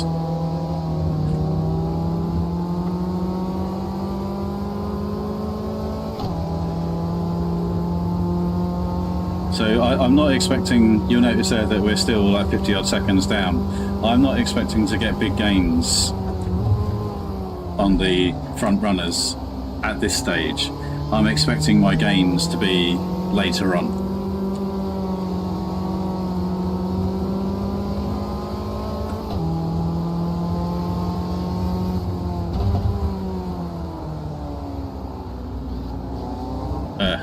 Thanks, mate. I appreciate that. That's really lovely of you to give me all that space on the grass.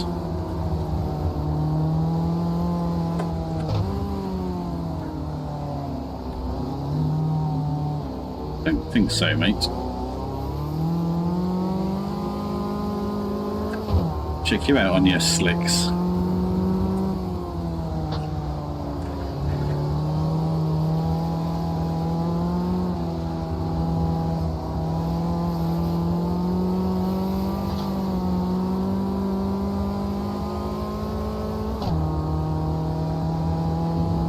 So the G40 is there, alright, okay, fine, that's 2 positions, but it's not really my race, so I'm okay with that, and they're quicker than us anyway.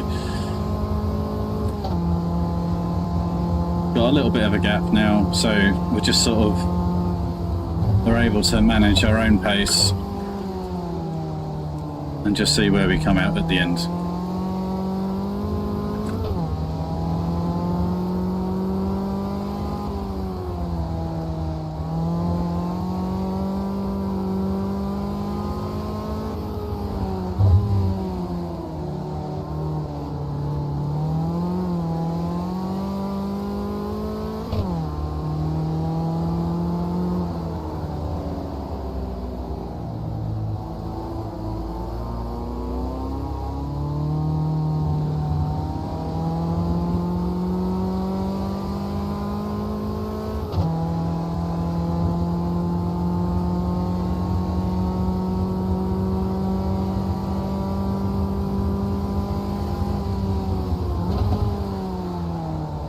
I'm expecting to be probably about 15 seconds, maybe more, behind when all is said and done and the pit cycles have shuffled out.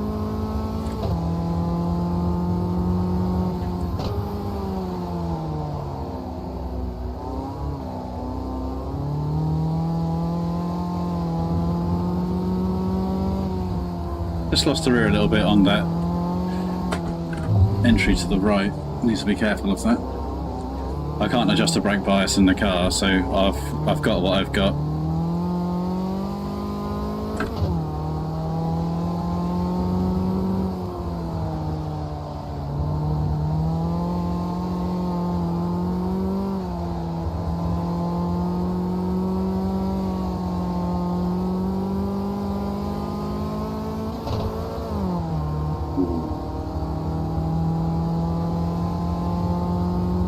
Yeah, I don't think they'll be too much longer. So we dropped a couple of seconds, haven't we? Since the pits.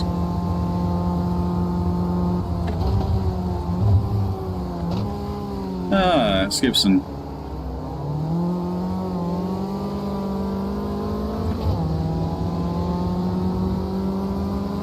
But he's not last anyway. Oh. Fair enough.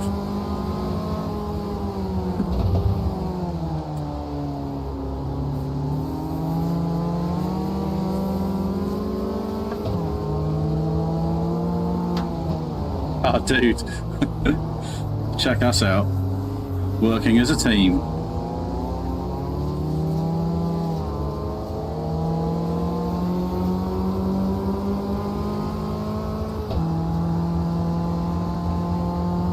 Now is not the time to get cramp in your foot, Andrew.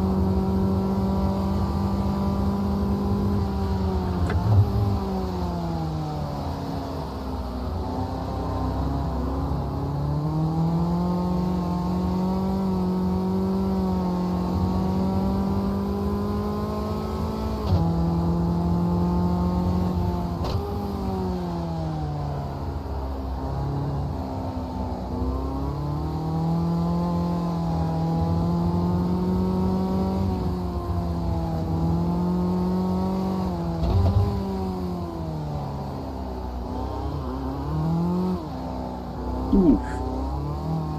Easy. Oh, how nice does that look? That looks great, doesn't it?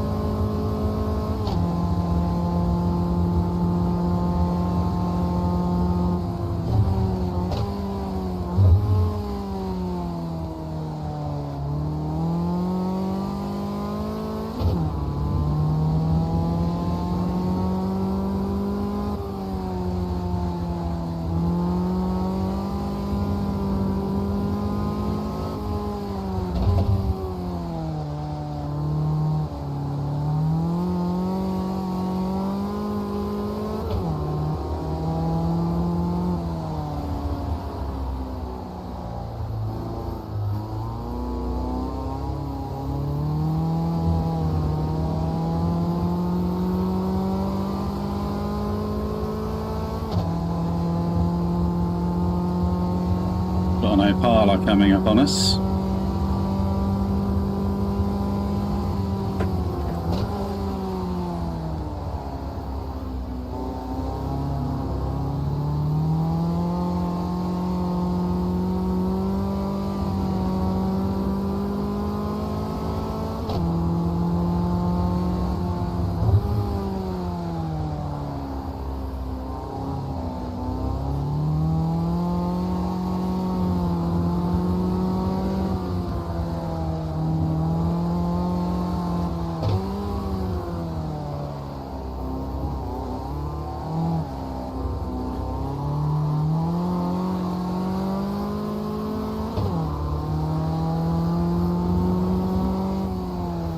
Wait, dude, sorry.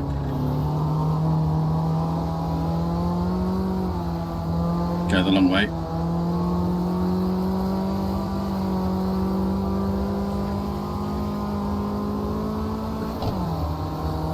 See ya.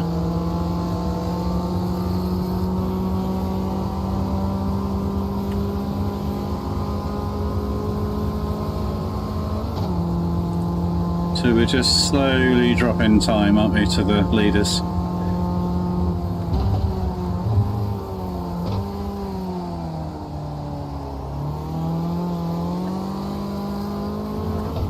I don't really want to push much harder than this, just because I don't think it really gains you anything. The car doesn't respond well to it. And as tempting as it is to then push harder, you end up overdriving it. And you end up either going the same speed or slower. Oops. Wired an entry there.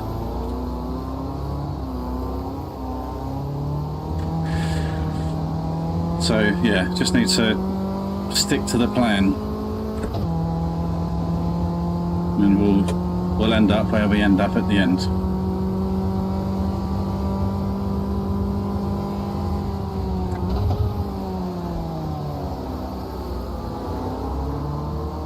Well, that was quite nice. Took a slightly later, more aggressive turn in there.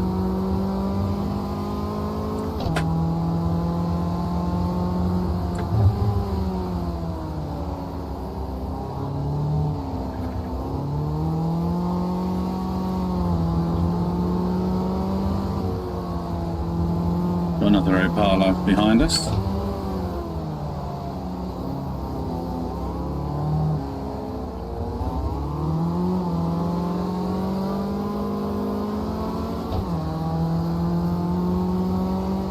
Rinse and repeat, mate. I'm afraid you can wait just like your mate did. At least I'm being fair to both of you.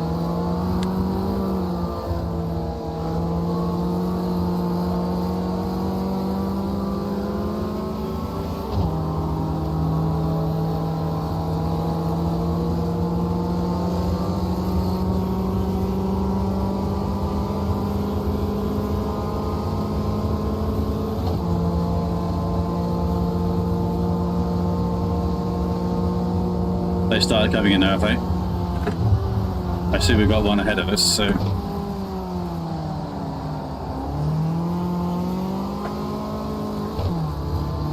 Another Group A behind us. I mean, if we can have the Group A's... Ooh.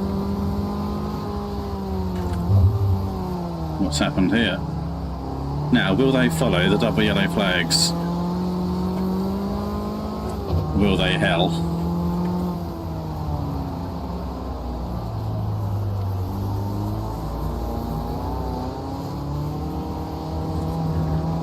Oh, he's got to go again now, that's good.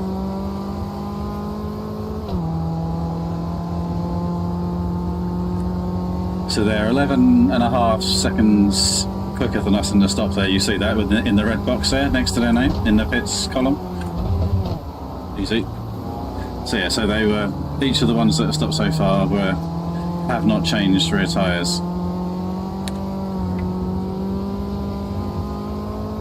So I'd like to see them being a bit vulnerable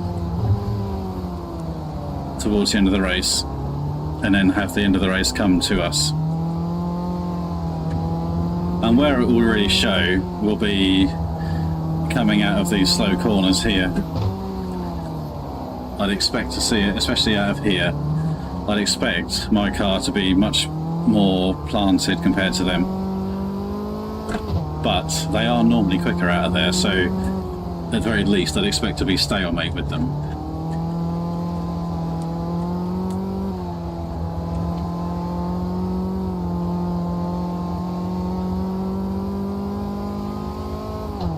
But really we're sort of reliant on these blue flags, slowing them down.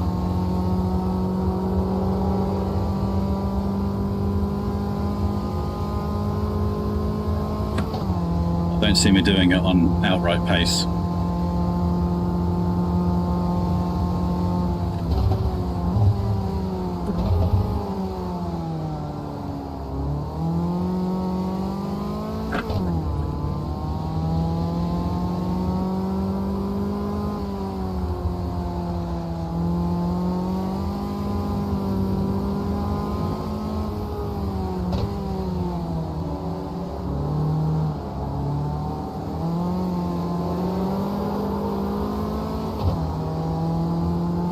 Got a BMW behind us, so that's third in front of us now and fourth is behind us.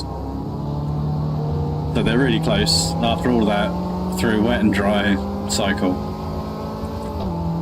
They are really, really closely matched.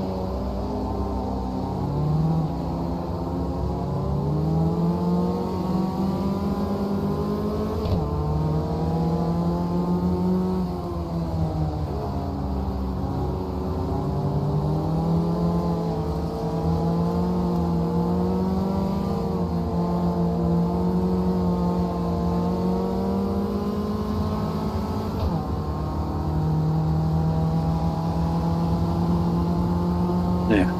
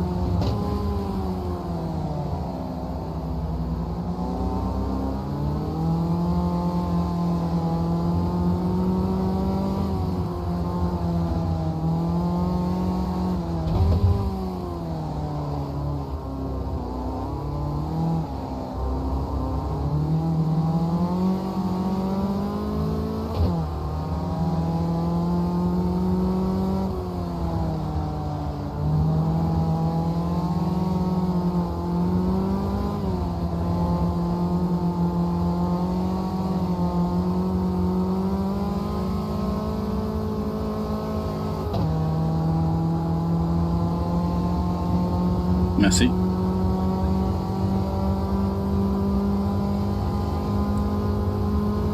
So creeping up, we're nearly 58 seconds now, so we're bleeding time.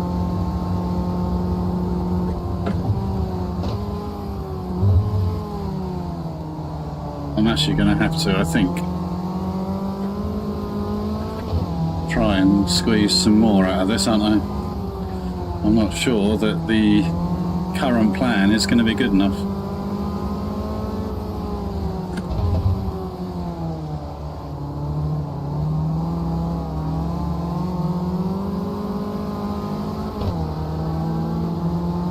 Blue flag is very helpful.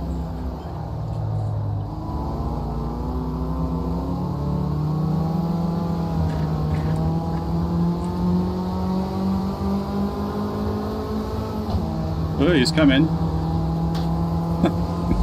Okay, I'll get out of the way. Sorry.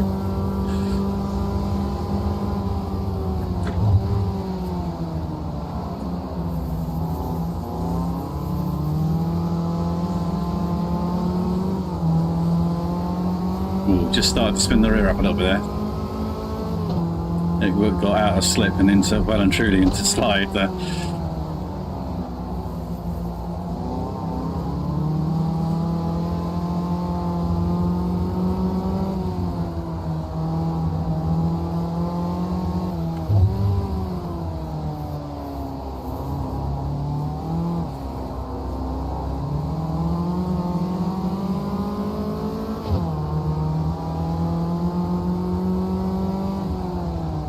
Oops. Easy. That was close. I just don't think there's much more in there that's usable.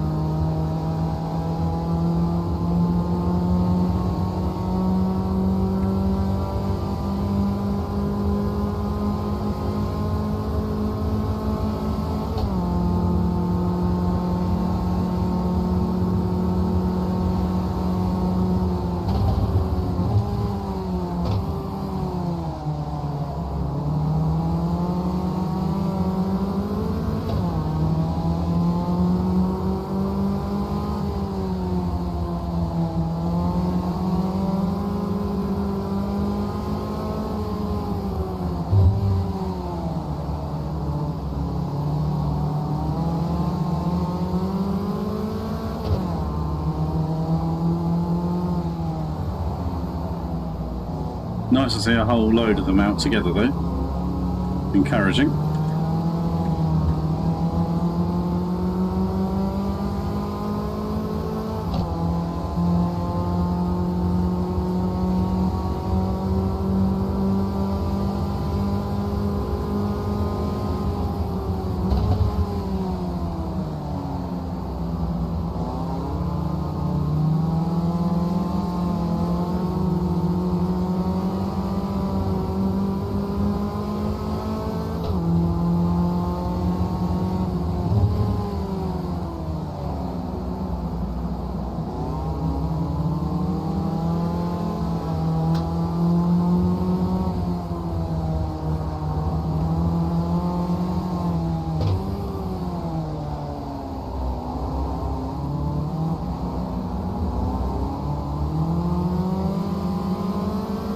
Yeah, you see how much closer we are on the exit of there compared to what we were at the start of the race.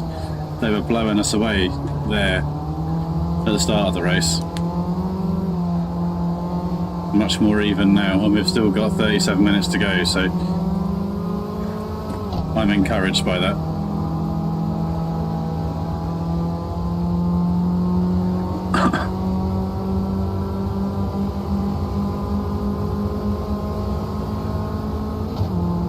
This is proper Caterham racing, this is.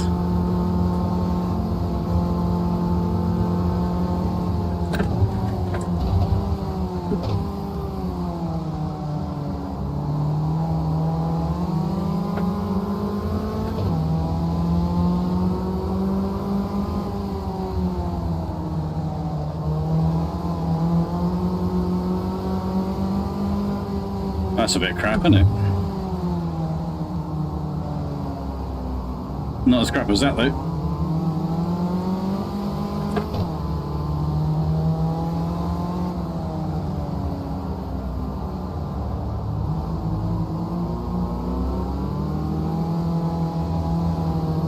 It could always be worse.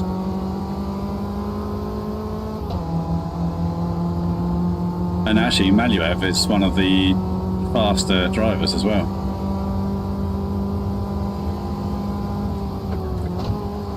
So he's one of the front runners.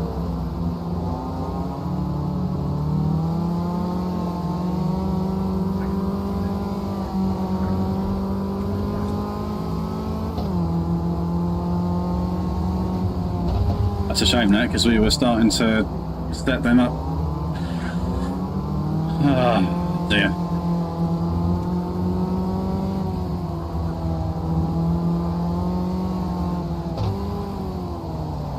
Easy.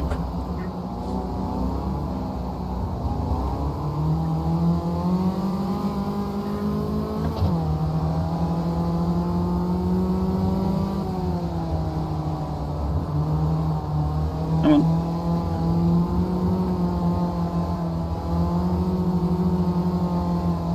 Come on.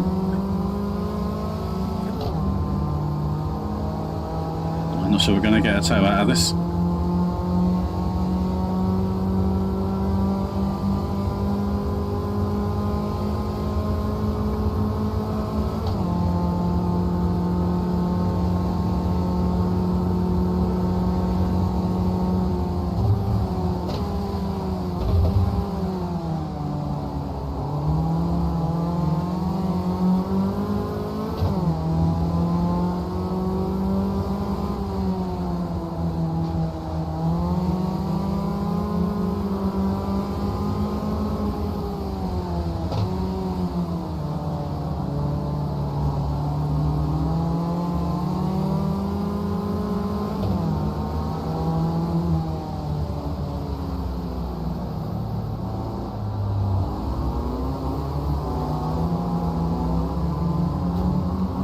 Come on.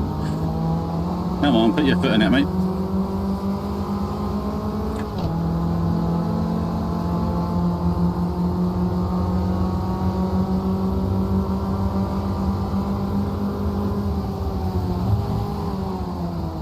See, I don't like it, but this is the consequence of having to set it too high, the AI pace, because of the blue flags. So the only way we got to really play this is to use those blue flags to our advantage. It's the only bullet we've got, really.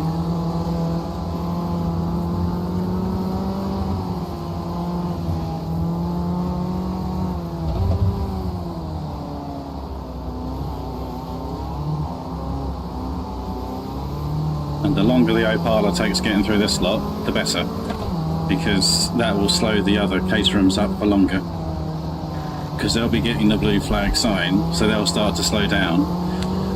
So I want these guys to really keep this Opala at bay for as long as possible.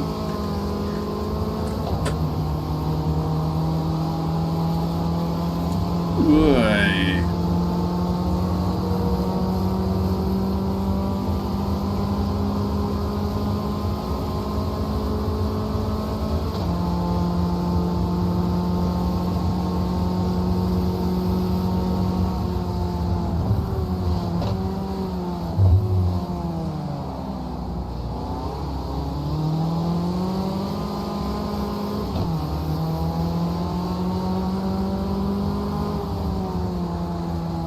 That works out quite nicely, doesn't it?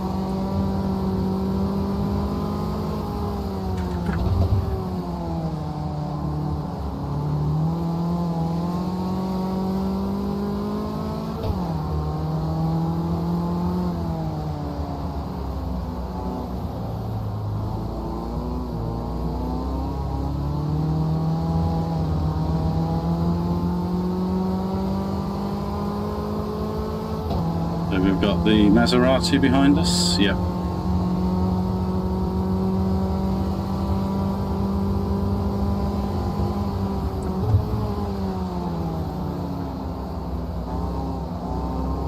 Another bit of good timing for us.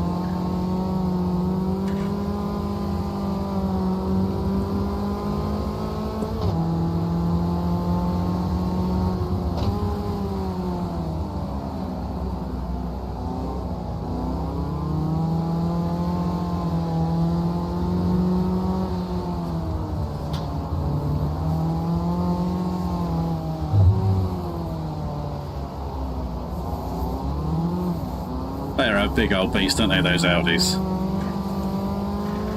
I know I'm in a little shoebox, but they are a big old monster.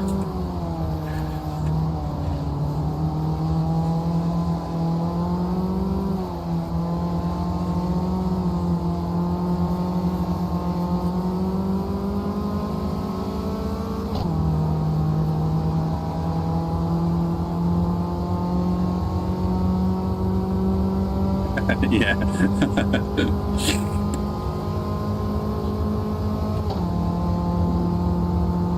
Didn't get him to defend. Nope. Bugger.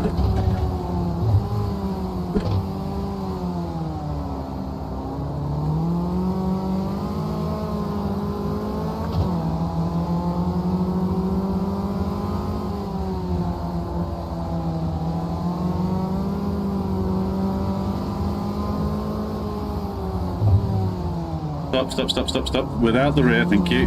No. Not the BMW's fault, that. That was me trying to collect up my own error. He just happened to be there.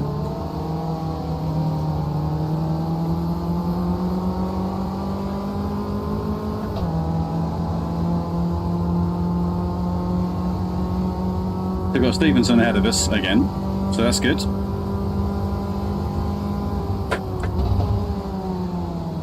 So overall, we're sort of level pegging with where we were, aren't we? So we've got 9th, 8th, so 8th, 7th, 6, 5. Easy, you two. Ooh, hey.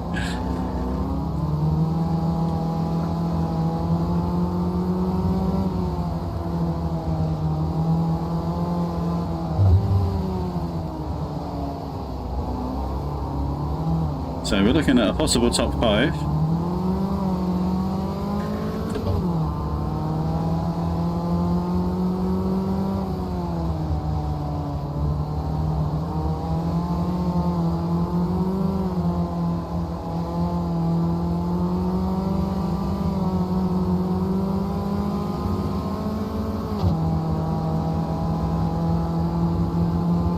And tyre wear is now pretty much balanced out again, front to rear, as you can see there. 91 apiece on the right hand side,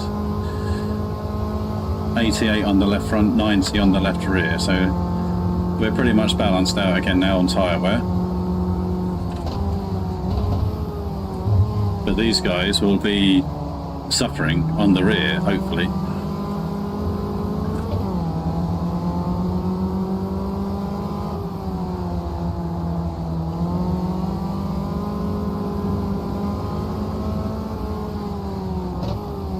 I'm hoping places like here will show it up.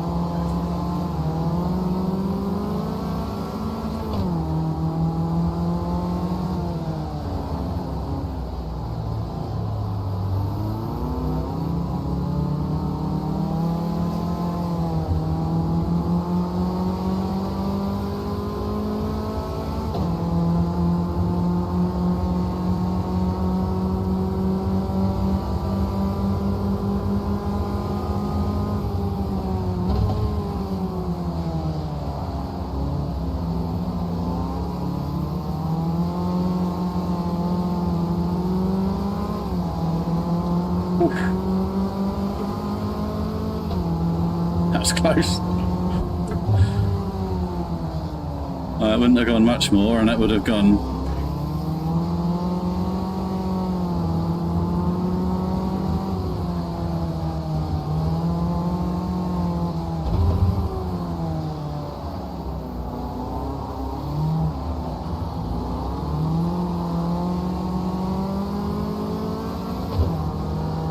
Yeah, okay, so combination of blue flags, so not quite sure if that's blue flags or if that's traction yet. Probably a bit of both.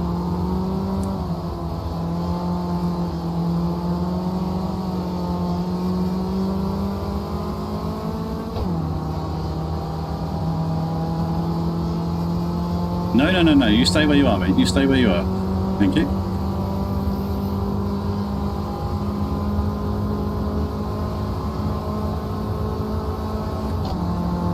Opala coming up. 2 of them.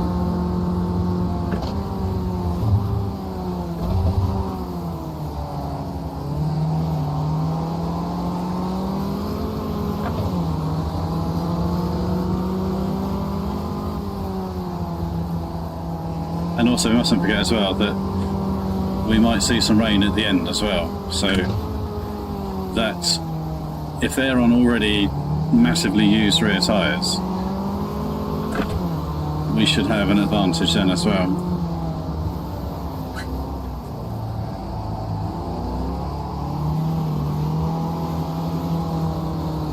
An Audi coming up as well. Right, stay to the inside.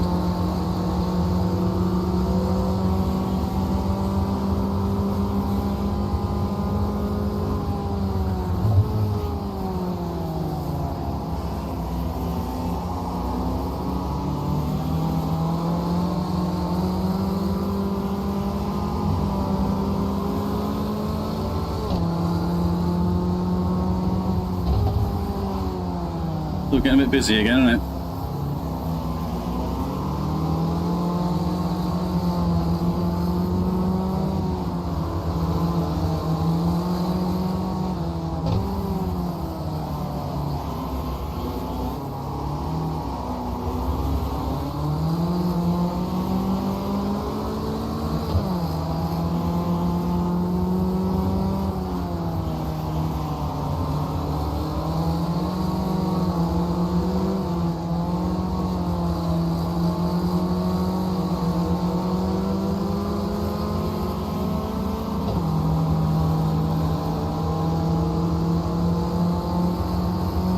No, they are. You know when you've hit one, and you know when they've, and you know when one has hit you as well. There's no mistaking it.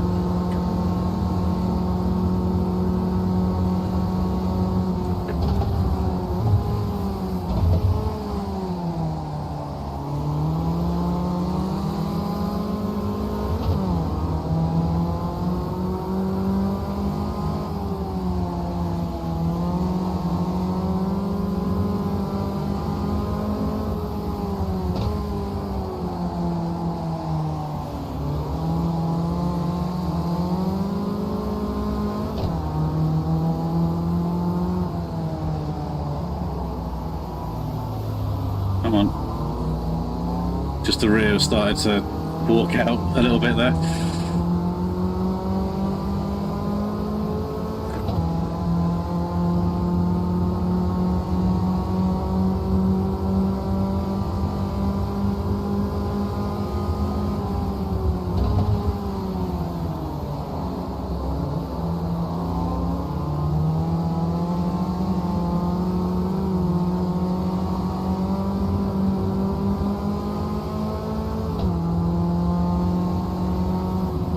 They're still disappointingly good in the traction zones, aren't they?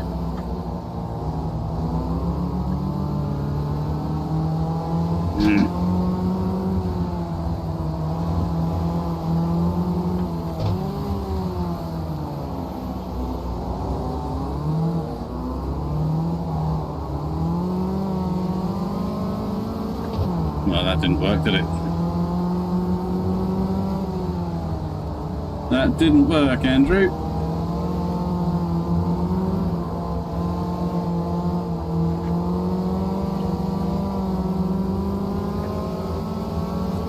Come on, Gibbo, can you help me here, mate? Just a little bit.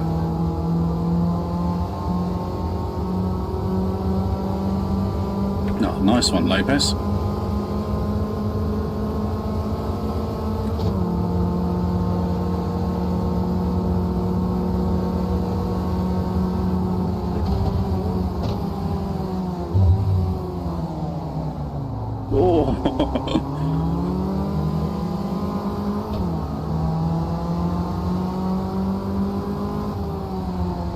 I thought I was doing some body work on that Mini then.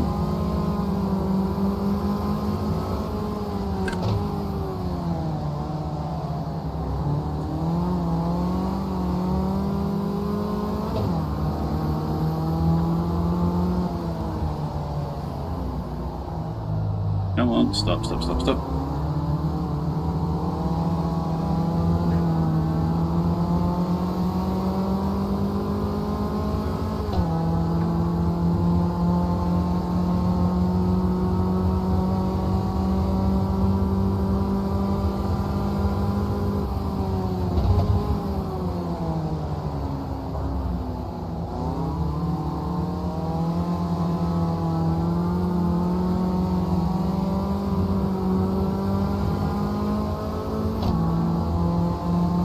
They're so fast.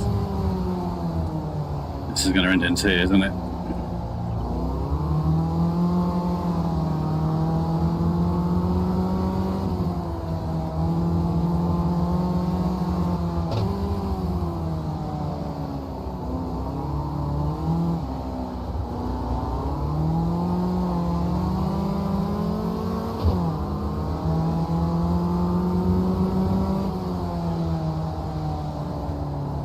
Oh, he spun. He spun.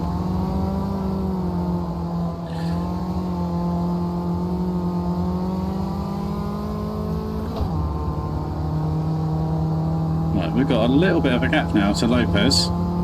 Is it enough? But we've got a big old gap to Ezekiel. Oh, dear. And it's 25 seconds to Chorley. I don't see us getting that back.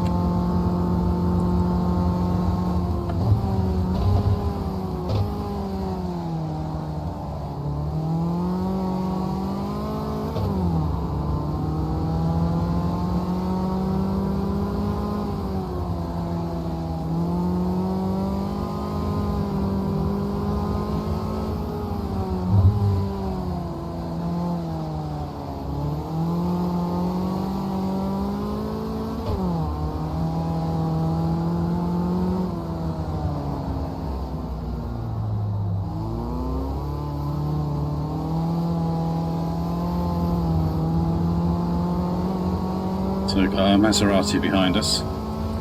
They might just get us before this corner. Yes, they should. Good.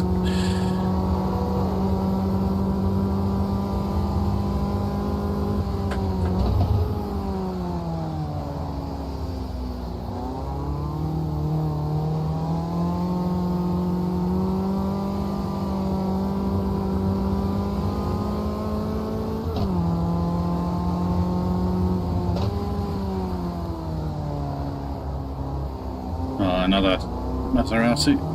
Up you go there, mate.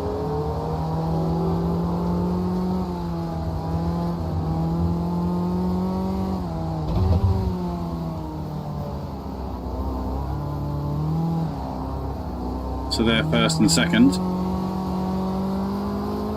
Then seem to gap the Group A's in the dry, don't they?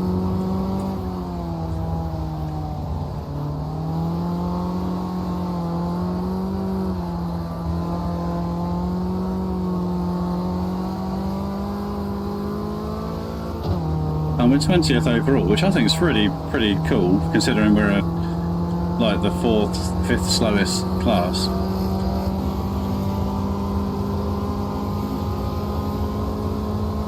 We've got quite a few G40 Cups behind us, but they'll probably catch us at some point. But yeah, I'm pretty happy with that.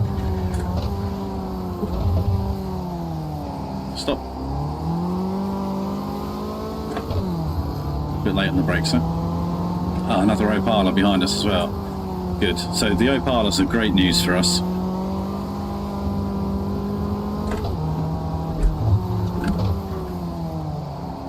So long as we don't get tagged by them. Because they catch up slower.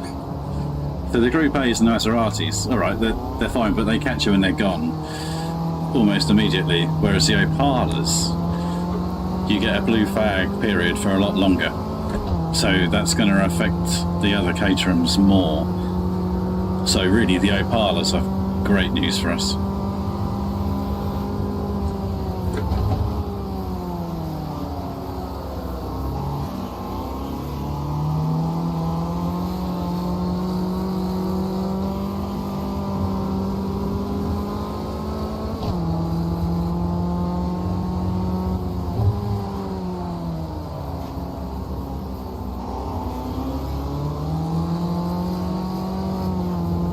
Crossed up there.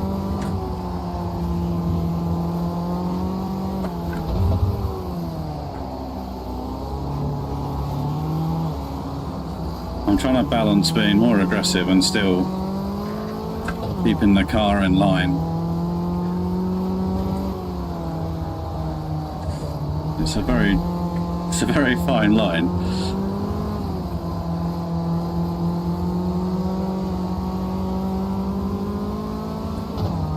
Another blue flag. Who's that for? That's a Group A. Okay. So that's the BMW, is it? Or is that the gold Audi? That's the gold Audi, isn't it? Yeah. So they'll be past and gone, and it won't really make much difference. It will help a little bit, but not as much as the Opalas do.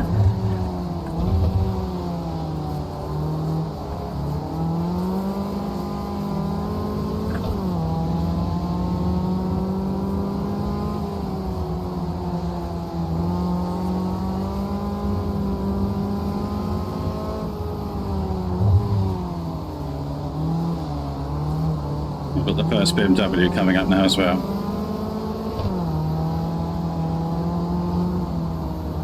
That's good. They're going to catch us at a good point, I think. Might be a bit awkward though, because we're going to be double file. No? All good? More awkward for them than it is for me, so that's good.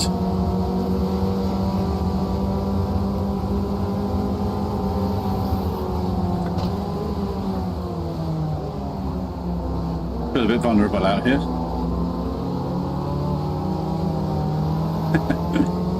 Like the M25, isn't it?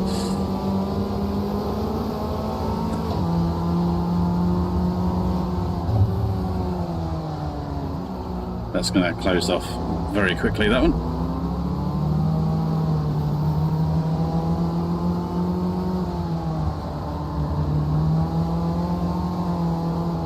BMW is still behind the CopaB cars. He's lost loads of time, hasn't he? Oh, poor bugger. He's lost so much time.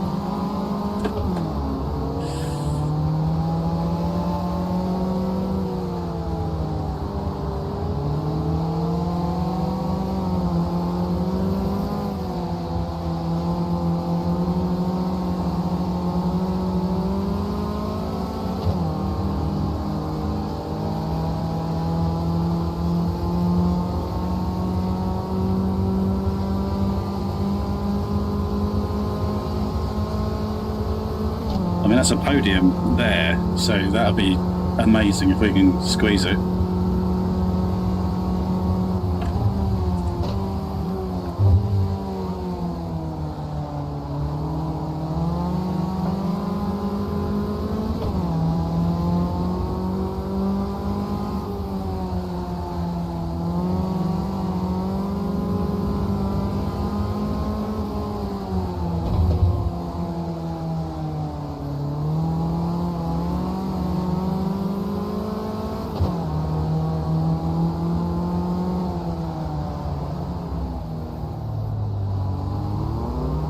Ooh, you two. Easy. I don't have the traction advantage I was expecting or hoping for. It's disappointing.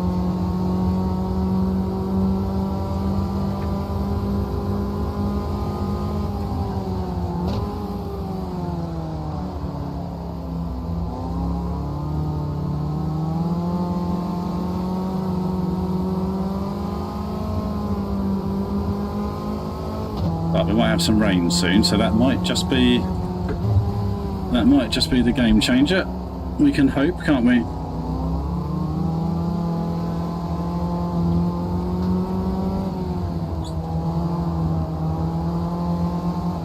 I mean, it definitely should be if it's got any realms of realism at all. My rear tyres should be better than theirs. Just don't know if you're going to get enough rain to make a difference.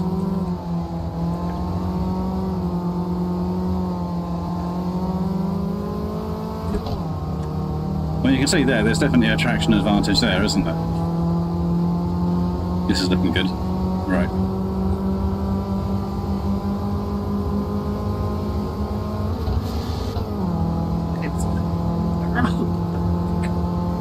Oh, what a wanker. Leave that one out. Actually no, I'll leave it in because it applies. It's true.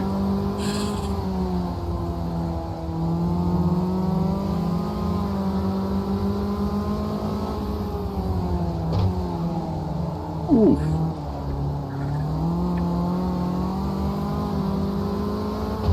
Have that one. Way.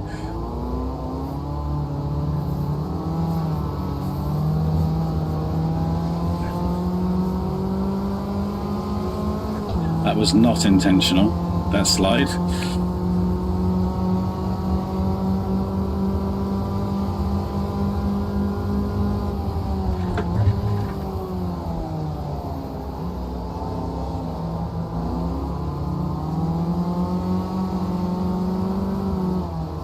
Ooh. It's supposed to be them struggling for traction, not me.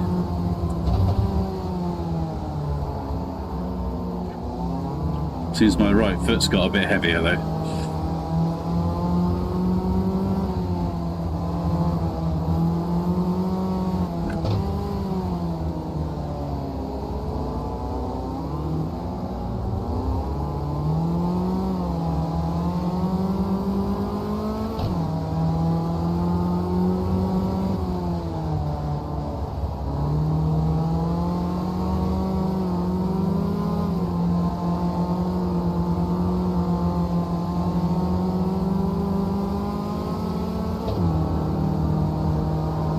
Let's get fifth gear this time, Andrew.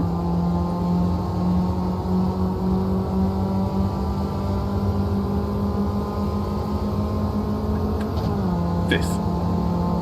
Well done.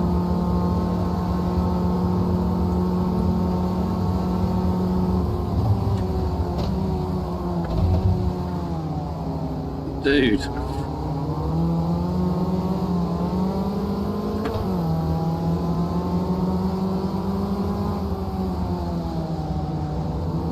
Poor little Lotus.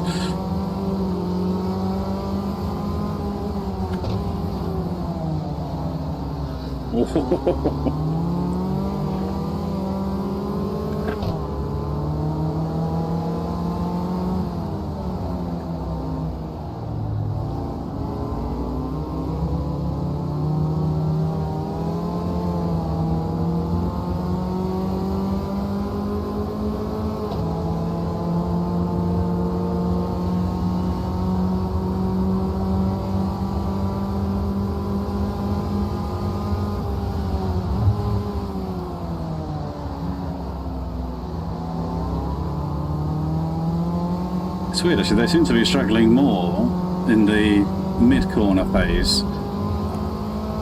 than they are on the exits, which I'm really surprised about.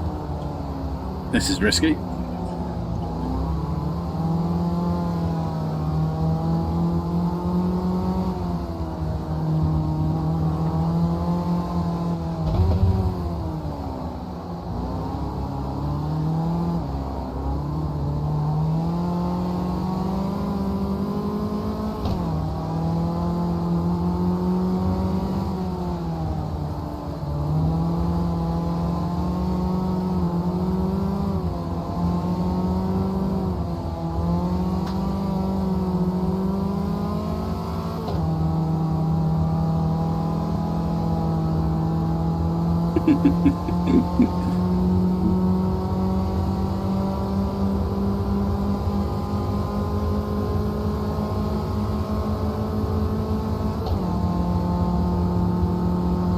That's going to be good.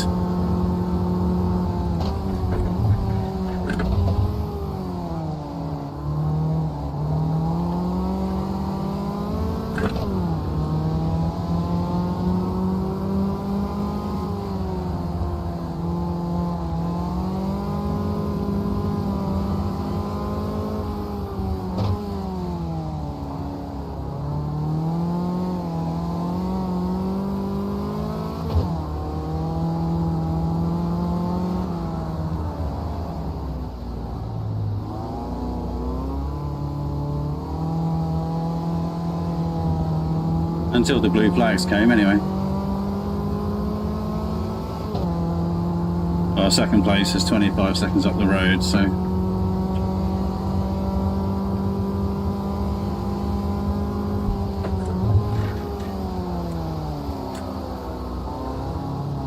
So it's the Maserati, the leader of the race, the overall leader.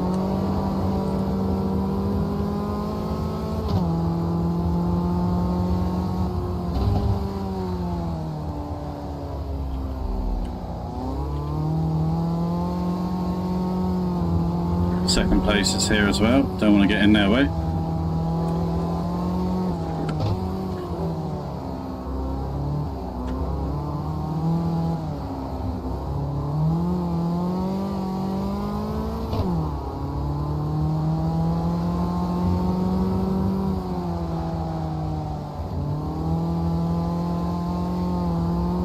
And we're P18 overall, that's awesome. Well happy with that.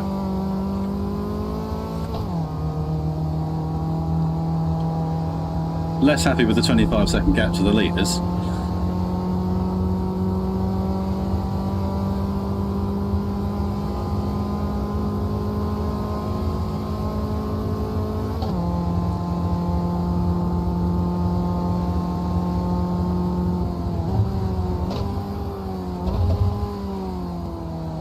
And that rain that was forecast has not materialised yet. It looks like it's coming though.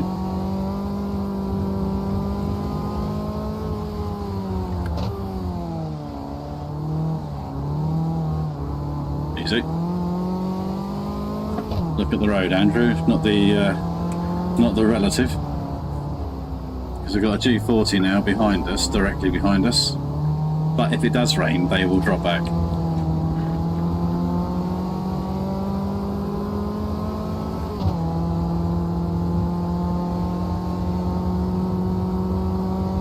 Yeah, not long now, Tomo.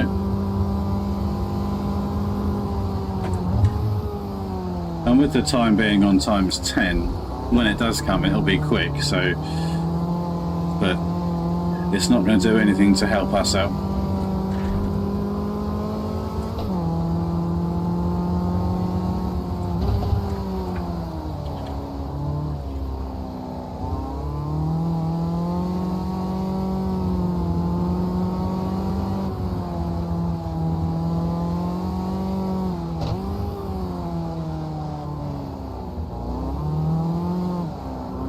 Yeah, a bit of tyre smoke there.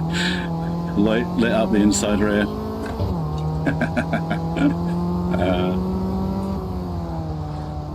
Good fun. And I think I'm only on 5. I think I'm on my 5 track limits as well, so I don't think I got a 6th one. So I'm quite happy with that as well. Especially as at least 3 of them were because we were being squeezed. So.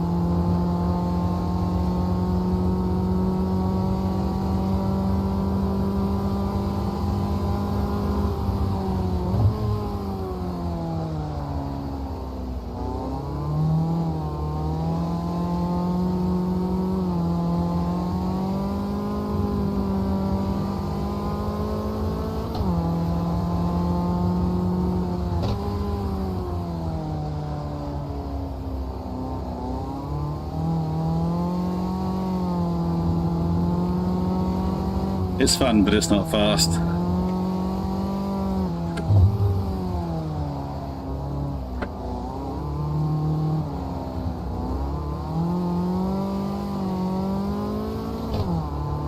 And that G40 is past and clear of the 2 Caterhams now, so that might be a problem for us.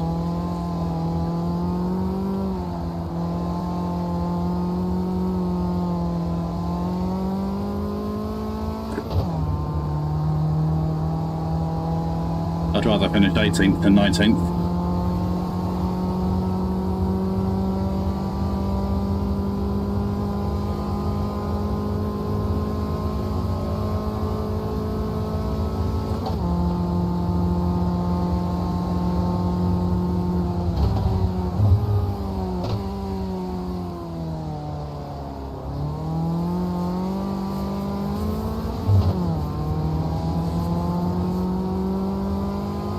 Oh, bit of rain I see.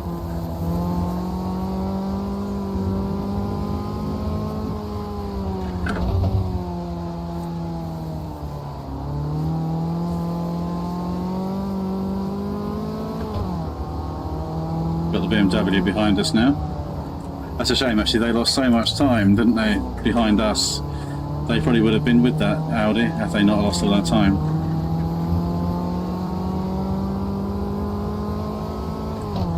But I guess with these sort of races, it sort of evens out over the course of the race, doesn't it?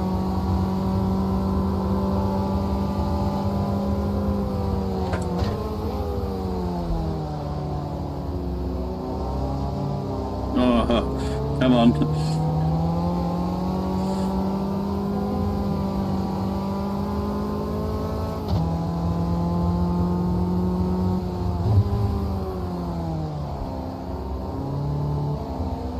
A G40 is getting a little bit close for my liking.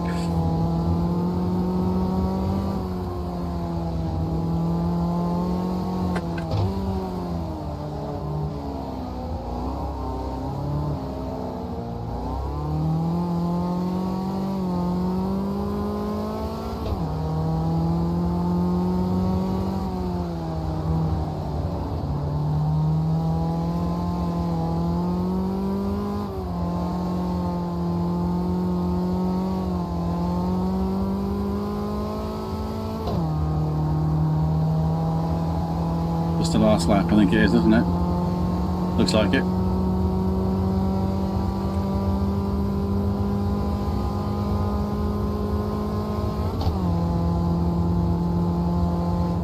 Brilliant.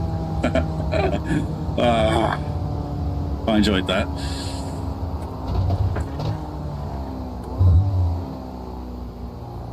Nice. That was good fun. Look at that river coming across the circuit there. Right, let's God, I ache. Let's skip that.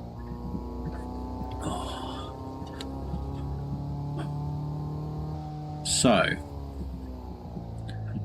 the Maserati's got it by a sizable margin in the end, didn't they? So they look like they've really stretched out in the dry, because they were very close. They were swapping, weren't they, between themselves.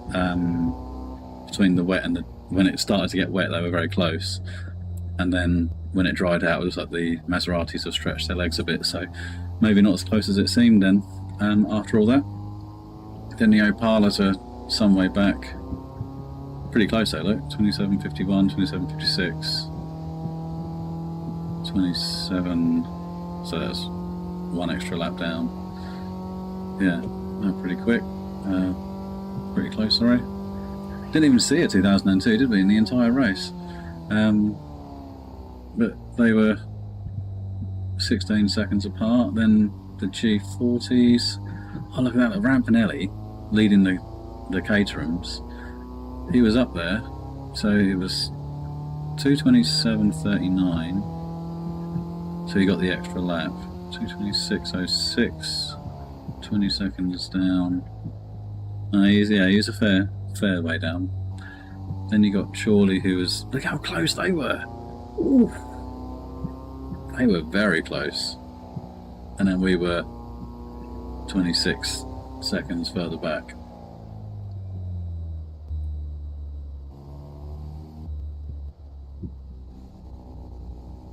So then the Soul Lotus 23. Robert Long got the first Mini, so he So a classic Mini beat the CopaBs. I guess there's no tyre changes, but I'm surprised about that. I thought they would have been behind the CopaBs.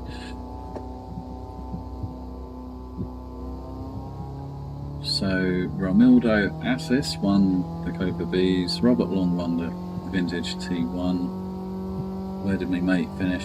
He was, oh look, he was last of the classic Minis. It's going to be a miserable journey home, isn't it, in the car? Never mind. Yeah, I wonder if we can save that. No, too long to save. Yeah. Anyway, right. Let's I guess we'll do our ending bits now, really. So, did it go to plan? In the main, a bit disappointed with the 26-second gap though at the end. I was expecting them to run out of rear tyre a lot more than they did, which is a shame for us, not for them obviously. And we didn't really get the rain at the end like I was hoping either, so that would have helped us even more. But I don't think it would have helped us by 26 seconds though. And I don't think those 26 seconds were there.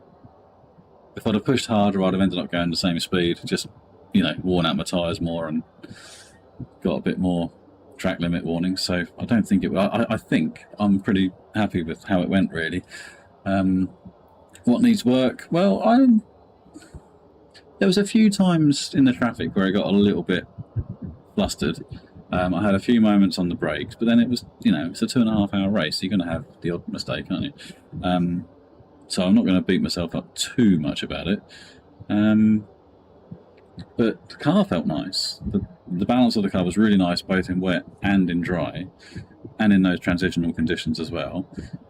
It does lack traction, especially with the AI cars around it. But I think that's just a calibration thing. I don't think it's not the car setup, because I know how much the traction was improved over the default setup. But I will release that setup I just used, and in a video in the next few days, and then give it a go, see how you like it, and hopefully you'll see the improvement like I did.